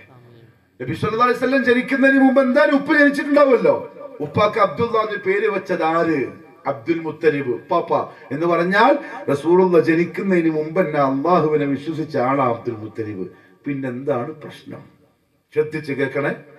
രണ്ടാമത്തെ ഒരു കാര്യം പറയാം. റസൂലുള്ളാഹി സ്വല്ലല്ലാഹു അലൈഹി വസല്ലം തങ്ങൾ ജനിച്ചു, വളർന്നു, 25 വയസ്സായി, കല്യാണം നടക്കുകയാണ്. ഖദീജ റളിയല്ലാഹു തആല അൻഹയാണ് ഭാര്യ. നിക്കാഹിന്റെ ഖുത്ബ നിർവഹിച്ചത് അബൂ താലിബ് തങ്ങളാണ്. അബൂ താലിബ് തങ്ങളല്ലേ? അബൂ താലിബ് തങ്ങളാണ്. പക്ഷെ ആ തങ്ങൾ നരകത്തിലാണ്, വേറെ വിഷയം. അബൂ താലിബ് തങ്ങളാണ് ഖുത്ബ നിർവഹിച്ചത്. എന്താണെന്നറിയോ ഖുത്ബ? അൽഹംദുലില്ലാഹ് അല്ലദീ ജഅലനാ മിൻ ദുർരിയ്യതി ഇബ്രാഹീം. സമയ കേട്ടിട്ടില്ലെങ്കിൽ താരീഖ് ഒന്ന് വായിച്ചു നോക്കിയാൽ മതി. റസൂലുള്ളാഹിന്റെ നിക്കാഹിന്റെ താരീഖ് വായിച്ചാൽ സഹീഹായ ഹദീസ് കാണാം. അബൂ താലിബാണ് നിക്കാഹിന്റെ ഖുത്ബ നിർവഹിച്ചത്. ഫസ്റ്റ് പറഞ്ഞെന്താ അറിയോ? അൽഹംദുലില്ലാഹ്, അല്ലാഹുവിനാണ് സർവസ്തുതിയും. അല്ലദീ, എങ്ങനെയുള്ള അല്ലാഹുവാണ്? ജഅലനാ മിൻ ദുർരിയ്യതി ഇബ്രാഹീം, ഇബ്രാഹീം നബിയുടെ സന്താന പരമ്പരയിൽ നമ്മളെ ഉൾപ്പെടുത്തിയ അല്ലാഹുവിനാണ് സർവസ്തുതിയും. 40-ാമത്തെ വയസ്സിലാണ് നുബുവത്ത് കിട്ടി നബിയായത്. 25-ാമത്തെ വയസ്സിൽ അബൂ താലിബ് പറഞ്ഞ ഈ അല്ലാഹു ആരാണ് എന്ന് പറഞ്ഞാൽ മക്കക്കാർക്ക് അല്ലാഹുവിനെ കൃത്യമായിട്ട് അറിയാം. ഞാൻ വേറെ തെളിവ് പറയട്ടെ. അബ്രഹത്തും പട്ടാളക്കാരും കഅബാലയം പൊളിക്കാൻ വേണ്ടി വന്നു. വമ്പിച്ച പടയാണ്, ആനപ്പടയാണ്. കഅബാലയത്തിന്റെ അന്നത്തെ സൂക്ഷിപ്പുകാരൻ അവിടുത്തെ ആള് അബ്ദുൽ മുത്തലിബ്, റസൂലുള്ളാഹിന്റെ ഉപ്പാപ്പ. അബ്ദുൽ മുത്തലിബ് പറഞ്ഞു, നമുക്ക് യുദ്ധം ചെയ്യാനൊന്നും പറ്റൂല, നമ്മൾ തോറ്റുപോകും, നമുക്ക് മലമുകളിലേക്ക് താമസം മാറാം. കഅബ എന്ന് പറയുന്ന, മക്ക എന്ന് പറയുന്ന താഴ്വാരം ഒഴിവാക്കി അവരെല്ലാം കൂടി മലന്റെ മുകളിലേക്ക് കയറി. അബ്ദുൽ മുത്തലിബ് രാജാവ് അബ്രഹത്തിനെ കാണാൻ വേണ്ടി ചെന്നു. ചരിത്രം വിശാലമാണ്, ചുരുക്കി പറയാൻ. അബ്രഹത്ത് ചോദിച്ചു, ഞാൻ എന്തിനാ വന്നെന്നറിയോ? കഅബാലയം പൊളിക്കാൻ വന്നാലാണ് അല്ലേ? അതെ. നിങ്ങൾ എന്തിനാ ഇപ്പൊ എന്നെ കാണാൻ വന്ന്? അബ്ദുൽ മുത്തലിബ് പറഞ്ഞു, എന്റെ 200 ഒട്ടകങ്ങൾ നിങ്ങളെ പട്ടാളക്കാര് കൊള്ളയടിച്ചിട്ടുണ്ട്, അതെനിക്ക് തിരിച്ചു തരാൻ പറയണം. നിങ്ങൾ വന്ന പണി എന്തായാലും എന്റെ ഒട്ടകം എന്റെ സ്വത്താണ്, അതിന് തിരിച്ചിട്ടണം. അബ്രഹത്ത് ചാടി എണീച്ചു. നിങ്ങളോട് കുറച്ചെങ്കിലും ഒരു ബഹുമാനം തോന്നിയതാണ് കണ്ടപ്പോ. നിങ്ങൾ ആരാധിക്കുന്ന ഈ പരിശുദ്ധമായ കഅബ പൊളിക്കാൻ വേണ്ടി വന്ന എന്നോട് 200 ഒട്ടകത്തെ ചോദിക്കുക, നിങ്ങൾക്ക് അത്രയുള്ളൂ കൂറി കഅബാലയത്തിനോട്? അന്നേരം അബ്ദുൽ മുത്തലിബ്, റസൂലുള്ളാഹി ജനിച്ചില്ല, റസൂലുള്ളാഹി ജനിക്കുന്നതിന് 6 മാസം മുമ്പായി നടക്കുന്നു. അബ്ദുൽ മുത്തലിബ് പറഞ്ഞു, ഇന്നമാ അന റബ്ബുൽ ഇബിൽ. ഇബ്നു കസീർ റഹ്മഹുല്ലാഹി താരീഖ് ഉദ്ധരിക്കുന്നുണ്ട്, ഇന്നമാ അന റബ്ബുൽ ഇബിൽ, ഞാൻ ഈ ഒട്ടകത്തിന്റെ മുതലാളിയാണ്. വഇന്ന ലിൽ ബൈതി റബ്ബൻ സയംനഉഹു. നിങ്ങൾ പൊളിക്കാൻ പോകുന്ന കഅബ ഉണ്ടല്ലോ, അതിന്റെ റബ്ബ് വേറെയാണ്, ആ റബ്ബ് അതിന്റെ കാര്യം നോക്കിക്കോളൂ. ആരാ അതിന്റെ കാര്യം നോക്കിയത്? അബ്ദുൽ മുത്തലിബ് പറഞ്ഞ ആ റബ്ബ്. അലം തറ കൈഫ ഫഅല റബ്ബുക ബി അസ്ഹാബിൽ ഫീൽ എന്ന ആയത്തിന്റെ തഫ്സീർ ഒന്ന് വീട്ടിൽ വായിച്ചു നോക്കി. ഇനി എന്റെ ശബ്ദം കേൾക്കുന്ന ഈ പ്രദേശത്തുള്ള ആളുകളുടെ വീട്ടിൽ പരിശുദ്ധ ഖുർആനിന്റെ പരിഭാഷ ഇല്ലെങ്കിൽ, അതിന്റെ വ്യാഖ്യാന പുസ്തകം ഇല്ലെങ്കിൽ, നിങ്ങൾ കുറച്ചു നേരമെങ്കിലും നാണിച്ച് ലജ്ജിച്ച് തല ഇങ്ങനെ താഴ്ത്തി നിൽക്കിൻ. അള്ളാന്റെ കലാമ തിരിച്ചറിയാനുള്ള പുസ്തകം ഇതുവരെ പൈസ കൊടുത്ത് വാങ്ങിയിട്ടില്ലെങ്കിൽ പിന്നെന്താ, എന്ത് ജീവിത ഇത്? പിന്നെ എന്ത് ലാഭ ഈ ജീവിതം കൊണ്ടുള്ളത്? അള്ളാന്റെ കലാമ് വായിക്കാൻ, നിങ്ങളുടെ ഭാഷയിൽ വായിക്കാനുള്ള ഒരു പുസ്തകം വാങ്ങി വെക്കാൻ പറ്റുന്നില്ലെങ്കിൽ പിന്നെ എന്ത് കൂറ നിങ്ങൾക്ക് ഖുർആനിനോടുള്ളത്? സൂറത്തുൽ ഫീലിന്റെ തഫ്സീർ വായിച്ചാൽ ഈ കഥ കിട്ടും. അബ്ദുൽ മുത്തലിബ് പറഞ്ഞ കഅബാലയത്തിന്റെ റബ്ബാരാണ്. ലീലാഫി ഖുറൈശിൻ ഈലാഫിഹിം റിഹ്ലതശ് ശിതാഇ വസ്സൈഫ് ഫൽയഅബ്ദു റബ്ബ ഹാദൽ ബൈത്ത്. ഖുറൈശ് എടുത്ത അല്ലാഹു പറഞ്ഞു, അതുകൊണ്ട് ഈ റബ്ബിന്റെ, ഈ കഅബയുടെ, ഈ വീടിന്റെ ഉടമസ്ഥന് മാത്രം ഇബാദത്ത് ചെയ്യാൻ നബിയെ നിങ്ങൾ പറയൂ. അപ്പൊ ആ വീടിന്റെ റബ്ബായിട്ട് അവർ അല്ലാഹുവിനെയാണ് വിശ്വസിച്ചത്. പിന്നെന്തായിരുന്നു പ്രശ്നം? യുദ്ധം നടന്നത്, റസൂലുള്ളാഹിക്ക് എതിരായത്, റസൂലുള്ളാഹിനെ ഭ്രാന്തനാക്കിയത്, റസൂലുള്ളാഹിനെ സാഹിറാക്കിയത് എന്തിനായിരുന്നു? സല്ലല്ലാഹു അലൈഹി വസല്ലം. 2 പ്രശ്നങ്ങൾ കൊണ്ടാണ്. ഒന്നാമത്തെ പ്രശ്നം അല്ലാഹു പറഞ്ഞു സൂറത്തുൽ സുമറിന്റെ 4-ാമത്തെ ആയത്ത്, നബിയെ നിങ്ങൾ അവരോട് ചോദിച്ചു നോക്ക്, നിങ്ങൾ എന്തിനാണ് അല്ലാഹുവിൽ വിശ്വസിക്കുന്നതിനോടൊപ്പം അല്ലാഹുവല്ലാത്ത സാലിഹീങ്ങളായ ആളുകളുടെ ചാരങ്ങൾ ഉണ്ടാക്കി, അവരുടെ ദർഗകൾ ഉണ്ടാക്കി, അവിടെ ബലികർമ്മം നടത്തി നേർച്ചകൾ ചെയ്ത് അവരോട് ദുആ ചെയ്യുന്നത് എന്തിനാണെന്ന് ചോദിച്ചു നോക്കി നബിയെ. ഇന്ന് ഒരുപാട് പോകുന്ന പോലെ, ഉള്ളാളത്ത് പോകുന്ന പോലെ, വൈദ്യശേഖനോട് ചോദിക്കുന്ന പോലെ, തങ്ങന്മാരെടുത്ത് പോകുന്ന പോലെ, അന്നവര് പോയത് ലാത്തന്റെ അടുത്ത്, ഉസ്സന്റെ അടുത്ത്, അതുപോലെ അടുത്ത് എന്തിനാണ് ചോദിച്ചു നോക്കി നബിയെ. അവര് പറയുന്നു, നമ്മൾ അവരോട് ചോദിക്കുന്നില്ല, നമ്മൾ അവരോട് ദുആ ചെയ്യുന്നില്ല, നമ്മൾ അവർക്ക് ഇബാദത്ത് ചെയ്യുന്നില്ല, ഇല്ലാ ലിയുഖർരിബൂനാ ഇലല്ലാഹി സുൽഫാ. ഇവരൊക്കെ ഒരു ഇടയാളൻ എന്ന നിലക്ക് നമ്മളെ അല്ലാഹുവിലേക്ക് അടുപ്പിക്കാനല്ലാതെ, അതല്ലാണ്ട് ഇവരൊന്നും അല്ലാഹുവാണെന്ന് വിശ്വസിച്ചിട്ടല്ല. അങ്ങനെ നബി സല്ലല്ലാഹു അലൈഹി വസല്ലം ആരോടാണോ ബദർ യുദ്ധം ചെയ്തത്, ഉഹദ് ചെയ്തത്, ഖന്തഖ് ചെയ്തത്, അവര് പറഞ്ഞതാണിത്.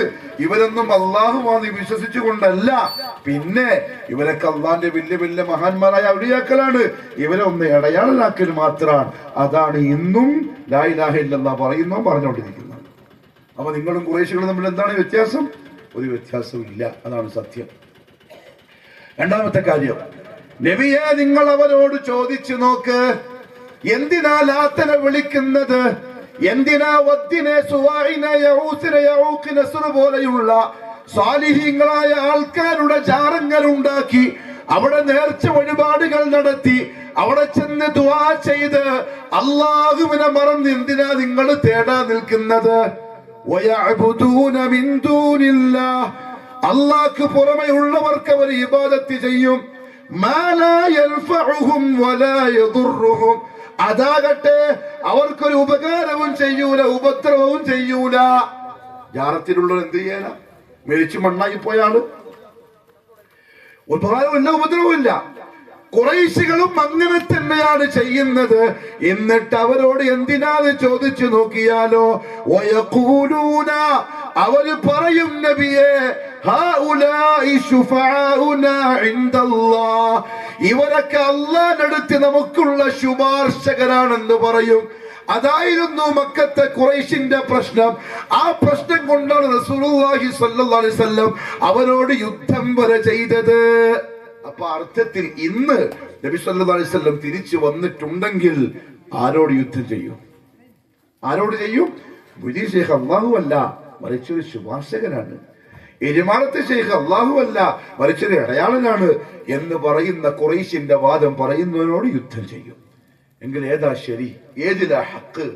ചിന്തിക്കാൻ വേണ്ടി പറഞ്ഞതാ. അള്ളാഹു മനസ്സിലാക്കാനുള്ള തൗഫീഖ് നസീബാക്കി തരട്ടെ. അവിടെ എന്റെ പ്രിയപ്പെട്ടവരെ, വിഷയം തീരുന്നില്ല. ഗൗരവപ്പെട്ട വിഷയമാണ്. ലാ ഇലാഹ ഇല്ലല്ലാഹ് നമ്മൾ പഠിച്ചേ പറ്റുള്ളൂ. ആത്മാർത്ഥമായി, കൂറോടുകൂടി, കാപട്യം കാണിക്കാതെ, പറഞ്ഞ വാക്കിന്റെ അർത്ഥം ഉൾക്കൊണ്ട്, ലവലേശം തെറ്റാതെ ഇബാദത്ത് അല്ലാഹ്ക്ക് മാത്രം അർപ്പിക്കുന്ന മുവഹിദായി മാറുക. എങ്കിലേ നിങ്ങൾക്ക് വിജയമുള്ളൂ. എന്തുകൊണ്ടാണ് നമ്മൾ പറയുന്നതെന്നറിയോ പ്രിയപ്പെട്ടവരെ? ലാ ഇലാഹ ഇല്ലല്ലാഹ് എന്ന കലിമത്ത് തൗഹീദിൽ നിന്നൊരുത്തം മാറിയാൽ, അഥവാ ശിർക്ക് ചെയ്താൽ. എന്താ ശിർക്ക് എന്ന് പറഞ്ഞാൽ? പെട്ടെന്ന് പറഞ്ഞ് നമുക്ക് അവസാനിപ്പിക്കാം. എന്താ ശിർക്ക് എന്ന് പറഞ്ഞാൽ? നിർവചനം: തസ്വിയത്തു ഗൈരില്ലാഹി ബില്ലാഹി ഫീമാ ഹുവ മിൻ ഖസായിസില്ലാഹ്. ഞാൻ അറബി പറഞ്ഞത് ഉസ്താദ്മാർക്ക് മനസ്സിലാൻ വേണ്ടിയിട്ടാണ്. തസ്വിയത്തു ഗൈരില്ലാഹ്, അല്ലാഹു അല്ലാത്ത ഒരാളെ സമമാക്കുക. ബില്ലാഹി, അല്ലാഹുവിനോട്. ഫീമാ, ഒരു കാര്യത്തിൽ. ഏതാണ് ആ കാര്യം? ഹുവ മിൻ ഖസായിസില്ലാഹ്, അത് അല്ലാഹ്ക്ക് മാത്രം പ്രത്യേകമായ കാര്യത്തിൽപ്പെട്ടതാണ്. അല്ലാഹ്ക്ക് മാത്രമുള്ള കാര്യത്തിൽ അല്ലാഹു അല്ലാത്ത വസ്തുക്കളെയോ വ്യക്തികളെയോ ശക്തികളെയോ സമമാക്കുന്നവന്റെ പേരാണ് മുശ്രിക്. ഞാൻ ഉദാഹരണം പറയാം.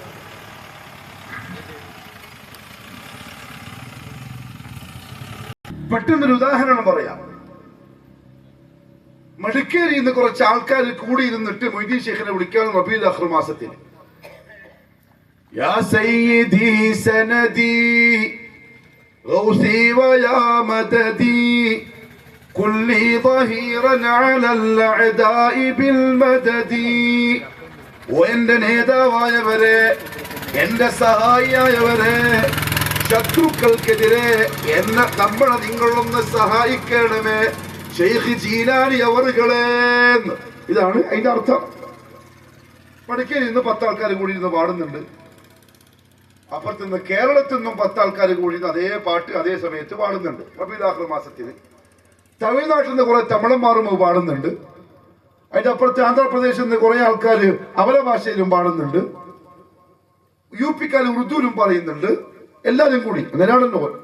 നമുക്ക് മാത്രമല്ലല്ലോ. അങ്ങനെ എന്തെങ്കിലും ഉണ്ടെങ്കിൽ ആരുടെയും തറവാട് പറ്റല്ലോ, എല്ലാവർക്കും പറ്റുമല്ലോ. അപ്പൊ എല്ലാരും പാടുന്നുണ്ട്. എല്ലാരോടും കൂട്ടത്തിലിരിക്കുന്ന ഒരു തങ്ങളുപ്പാപ്പ ഉണ്ടാവും, എന്റെ നേതാവ്. ആ ഉപ്പാപ്പ പറയുന്നുണ്ട്, നിങ്ങൾ വിളിച്ചോളിൻ, മൊയ്തീൻ ഷെയ്ഖ് കേൾക്കും. നിങ്ങൾ പറഞ്ഞോളും, കേൾക്കും. മൊയ്തീൻ ഷെയ്ഖ് വരും. അതിന്റെ ലൈറ്റ് ഓഫ് ആക്കുന്നു പാട്ട് പാടുമ്പോ. മൈദപ്പൊടി വിടുതറുന്നാ പറയുന്നത്, ഞാൻ കണ്ടിട്ടില്ല, കേട്ടറിവാൻ. മൈദപ്പൊടി വിടുതറും, അങ്ങനെ ലൈറ്റ് ഓഫ് ആക്കും. ലൈറ്റ് ഓഫ് ആക്കുമ്പോ കത്തി വെക്കാൻ മുക്കറിനെ തോണ്ടിട്ട് പറയും, മുക്കരിക്ക വേഗം പോയിട്ടൊന്ന് ഇരുന്നിട്ട് പോവാ. മുക്കരിക്ക പോയിട്ട് 2 കാലാണ് വെച്ചിട്ട് പെട്ടെന്ന് വന്നിരിക്കും. ലൈറ്റ് ഓണാക്കുമ്പോൾ ഉണ്ടാവും മൈദപ്പൊടിയിൽ 2 കാല്. മുക്കരിക്കാരെ കാണും, നല്ലോണം കണ്ട് പരിചയമുള്ള ആൾക്കാർക്ക് മനസ്സിലാവും. അവരിങ്ങനെ ചിരിക്കും. മുക്കരിക്കാർ ആദ്യമായിട്ട് കാണുന്ന ആൾക്കാർക്ക് കാല് മനസ്സിലാവൂല. ഉസ്താദ് പറയും, നമ്മൾ വിളിച്ച പാല് വന്നു. ആരെങ്കിലും എന്റെ പേര് 1000 പ്രാവശ്യം ഒറ്റക്കിരുന്ന് വിളിച്ചാൽ ഞാൻ ഒരു ബുദ്ധിമുട്ടുമില്ലാണ്ട് അവന്റെ വിളിക്ക് ഉത്തരം നൽകും. ഇതാണ് ഉസ്താദ് പഠിപ്പിച്ചു കൊടുക്കുന്ന സാധാരണക്കാരെ.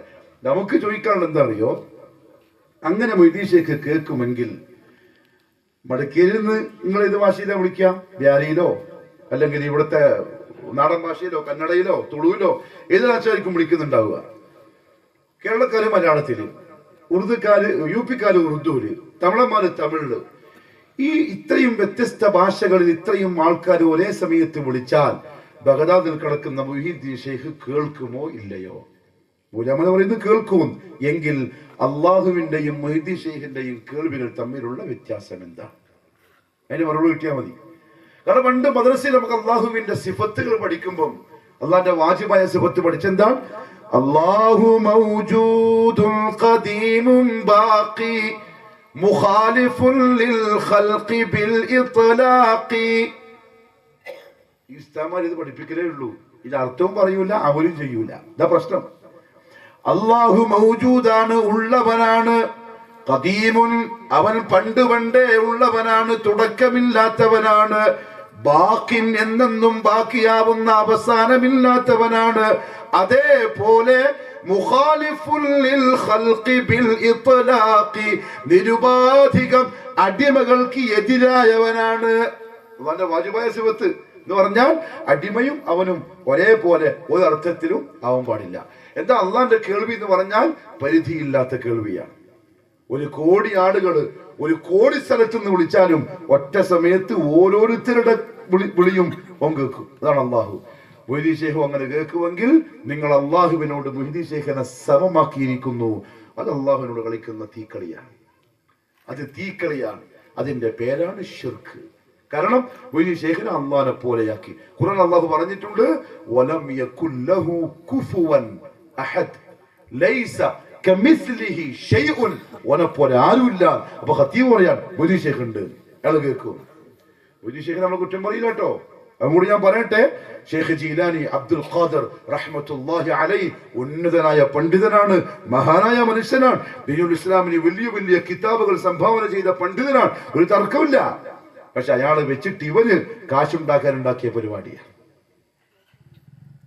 ശിർക്കതാണ്. അല്ലാഹുവിനെ സമമാക്കി. അല്ലാഹുവിന് മാത്രം കഴിയുന്ന ഖസായിസുല്ലാഹ്, അതിൽ അല്ലാഹുവിന്റെ മഖ്ലൂഖാത്തുകളെ സമമാക്കിയവൻ, പങ്കാക്കിയവൻ, ശരീക്കാക്കിയവൻ, അവന്റെ പേരാണ് മുശ്രിക്. അവനെ കാത്തിരിക്കുന്നത് 4 വലിയ അപകടങ്ങളാണ്. ഒന്ന്, ഇന്നല്ലാഹ ലാ യഗ്ഫിറു അൻ യുശ്റക ബി, അല്ലാഹു പുറത്തേരില്ല. ബാക്കി ഏത് തെറ്റും ചിലപ്പോൾ അള്ളാഹു മാപ്പാക്കിയേക്കാം. ഇത് അള്ളാഹിന്റെ ദാത്തിനെ തൊട്ട് കളിക്കുന്ന കളിയാണ്, അള്ളാഹു മാപ്പാക്കൂല. അതുകൊണ്ട് ശേഖനെ വിളിക്കുന്നുണ്ടെങ്കിൽ, ദാരത്തിൽ പോകുന്നുണ്ടെങ്കിൽ, ദർഗയിൽ പോകുന്നുണ്ടെങ്കിൽ മനസ്സിലായിക്കോളൂ, ആ പോകുന്ന പോക്കിലാണ്, അല്ലെങ്കിൽ ആ അവസ്ഥയിലാണ്, ആ വിശ്വാസത്തിലാണ് ദുനിയാവിന്ന് മരിച്ചു പോകുന്നതെങ്കിൽ അള്ളാഹുവിന്റെ മാപ്പ് മഗ്ഫിറത്ത് പ്രതീക്ഷിക്കാൻ വേണ്ട. കാരണം അള്ളാഹു പറഞ്ഞു, ലാ യഗ്ഫിറു അൻ യുശ്റക ബി, ശിർക്ക് അള്ളാഹു പൊറുക്കയില്ല. 2, ഫഖദ് ഹറമല്ലാഹു അലൈഹിൽ ജന്ന, അവന് സ്വർഗ്ഗം ഹറാമാണ്. വമഅവാഹു നാർ, അവന്റെ അഭയസ്ഥാനം നരകമാണ്. ഖുർആൻ പറഞ്ഞതാണ്, ഇന്നഹു മൻ യുശ്രിക് ബില്ലാഹ്, ആരെങ്കിലും അല്ലാഹുവിൽ പങ്കു ചേർത്താൽ ഫഖദ് ഹറമല്ലാഹ്, തീർച്ചയായും അല്ലാഹു നിഷിദ്ധമാക്കിയിട്ടുണ്ട്, അലൈഹി, അവന്റെ മേൽ, അൽ ജന്ന, സ്വർഗ്ഗം. 3-മത്തേത് അല്ലാഹു റബ്ബുൽ ഇസ്സത്ത് പറഞ്ഞു, ലഇൻ അശ്റക്ത ലയഹ്ബതന്ന അമലുക, അഥവാ നീ ശിർക്ക് ചെയ്താൽ നിന്റെ അമലുകൾ മുഴുവനും ബാത്തിലായി. നിസ്കാരമുണ്ട്, നോമ്പുണ്ട്, ഹജ്ജുണ്ട്, ദിക്റുണ്ട്, സ്വലാത്തുണ്ട്, ഉംറയുണ്ട്. അതേപോലെ പാവങ്ങളെ സഹായിക്കുന്നു, പട്ടിണിക്കാർക്ക് ഭക്ഷണം കൊടുക്കുന്നു, പള്ളി സഹായിക്കുന്നു, മദ്രസയെ സഹായിക്കുന്നു, അനാഥരെ കാക്കുന്നു, വിധവകളെ സഹായിക്കുന്നു. അങ്ങനെ മാസത്തിന്, കൊല്ലത്തിന് ലക്ഷങ്ങൾ സദഖ ചെയ്യുന്നുണ്ട്. പക്ഷേ അത് അല്ലാഹുവിന്റെ അടുക്കൽ കബൂലാവാൻ തൗഹീദ് ശർത്താണ്. ശിർക്ക് ചെയ്തവന്റെ അമൽ അല്ലാഹു കബൂൽ ചെയ്യൂല. 4-മത്തേത് അവൻ കാലാകാലത്തേക്ക് നരകത്തിന്റെ തീക്കൊള്ളിയാണ്. അതുകൊണ്ട് പ്രിയപ്പെട്ടവരെ, നമുക്ക് നിങ്ങളോട് ആവശ്യപ്പെടാനുള്ളത് തൗഹീദിലേക്ക് മടങ്ങുക എന്ന് വെച്ചാൽ അള്ളാഹുവിലേക്ക് മടങ്ങുക. സലഫി പള്ളിയിലേക്കൊന്നും വരണ്ട, സലഫി മുജാഹിദുമായി മെമ്പർഷിപ്പ് നൽകണ്ട. അള്ളാഹുവിലേക്ക് മടങ്ങുക, ശിർക്കിൽ നിന്ന് ഒഴിവാവുക. നാളെ ആഖിറം ഉണ്ടെന്നുള്ള പൂർണ്ണ ബോധത്തിൽ മുഹമ്മദ് സല്ലല്ലാഹു അലൈഹി വസല്ലം പഠിപ്പിച്ചത് എന്താണ് എന്ന് ചോദിച്ചന്വേഷിച്ച് പഠിച്ച് ആ വഴിക്ക് സഞ്ചരിക്കുക. നാളെയോ മറ്റന്നാളോ ഞാനോ നിങ്ങളോ മരിക്കും. നമ്മളാരും ശാശ്വതരല്ല. മരിച്ചിട്ടോ പോകുമ്പം പ്രിയപ്പെട്ടവരെ കൂടെ ആരും ഉണ്ടാവില്ല, ആരുമില്ല. ഉപ്പയില്ല, ഉമ്മയില്ല, ഭാര്യയില്ല, ഭർത്താവില്ല, മക്കളില്ല, അയൽവാസിയില്ല, ബന്ധുക്കളില്ല, ചങ്ങാതിമാരില്ല, സ്നേഹിതന്മാരില്ല, ആരുമില്ല. ഒറ്റക്ക് അള്ളാന്റെ കോടതിയിൽ പോയി നിൽക്കണം. അവിടെ അള്ളാഹു നോക്കുന്നത് തൗഹീദ് ഉള്ളവനാണോ ഇല്ലാത്തവനാണോ. ഉള്ളവനാണെങ്കിൽ നീ ഇങ്ങോട്ട് മാറ്, വലതു ഭാഗത്തേക്ക്. ഇല്ലേ, എന്റെ അടിമകളെ എന്നെ പോലെ കണ്ടോനാണോ, നീ ഇങ്ങോട്ട് മാറ്, നരകത്തിന്റെ ആൾക്കാർ. ഇതാണ് നമുക്ക് നിങ്ങൾക്ക് പറയാനുള്ള സന്ദേശം ദീനുൽ ഇസ്ലാമിന്റെ. മുഹമ്മദ് സല്ലല്ലാഹു അലൈഹി വസല്ലം മക്കയിലും കഅബന്റെ മുറ്റത്തും സഫാ മലന്റെ മുകളിലും ഉക്കാള ചന്തയിലും ഒക്കെ ഇതേപോലെ ആൾക്കാരെ കൂട്ടി നിർത്തിയിട്ട് ഇതേപോലെ മലന്റെ മുകളിൽ കയറിയിട്ട് പറഞ്ഞ ആ സന്ദേശം വേറൊന്നും പറയാനില്ല. ഖൂലു ലാ ഇലാഹ ഇല്ലല്ലാഹ് തുഫ്ലിഹു.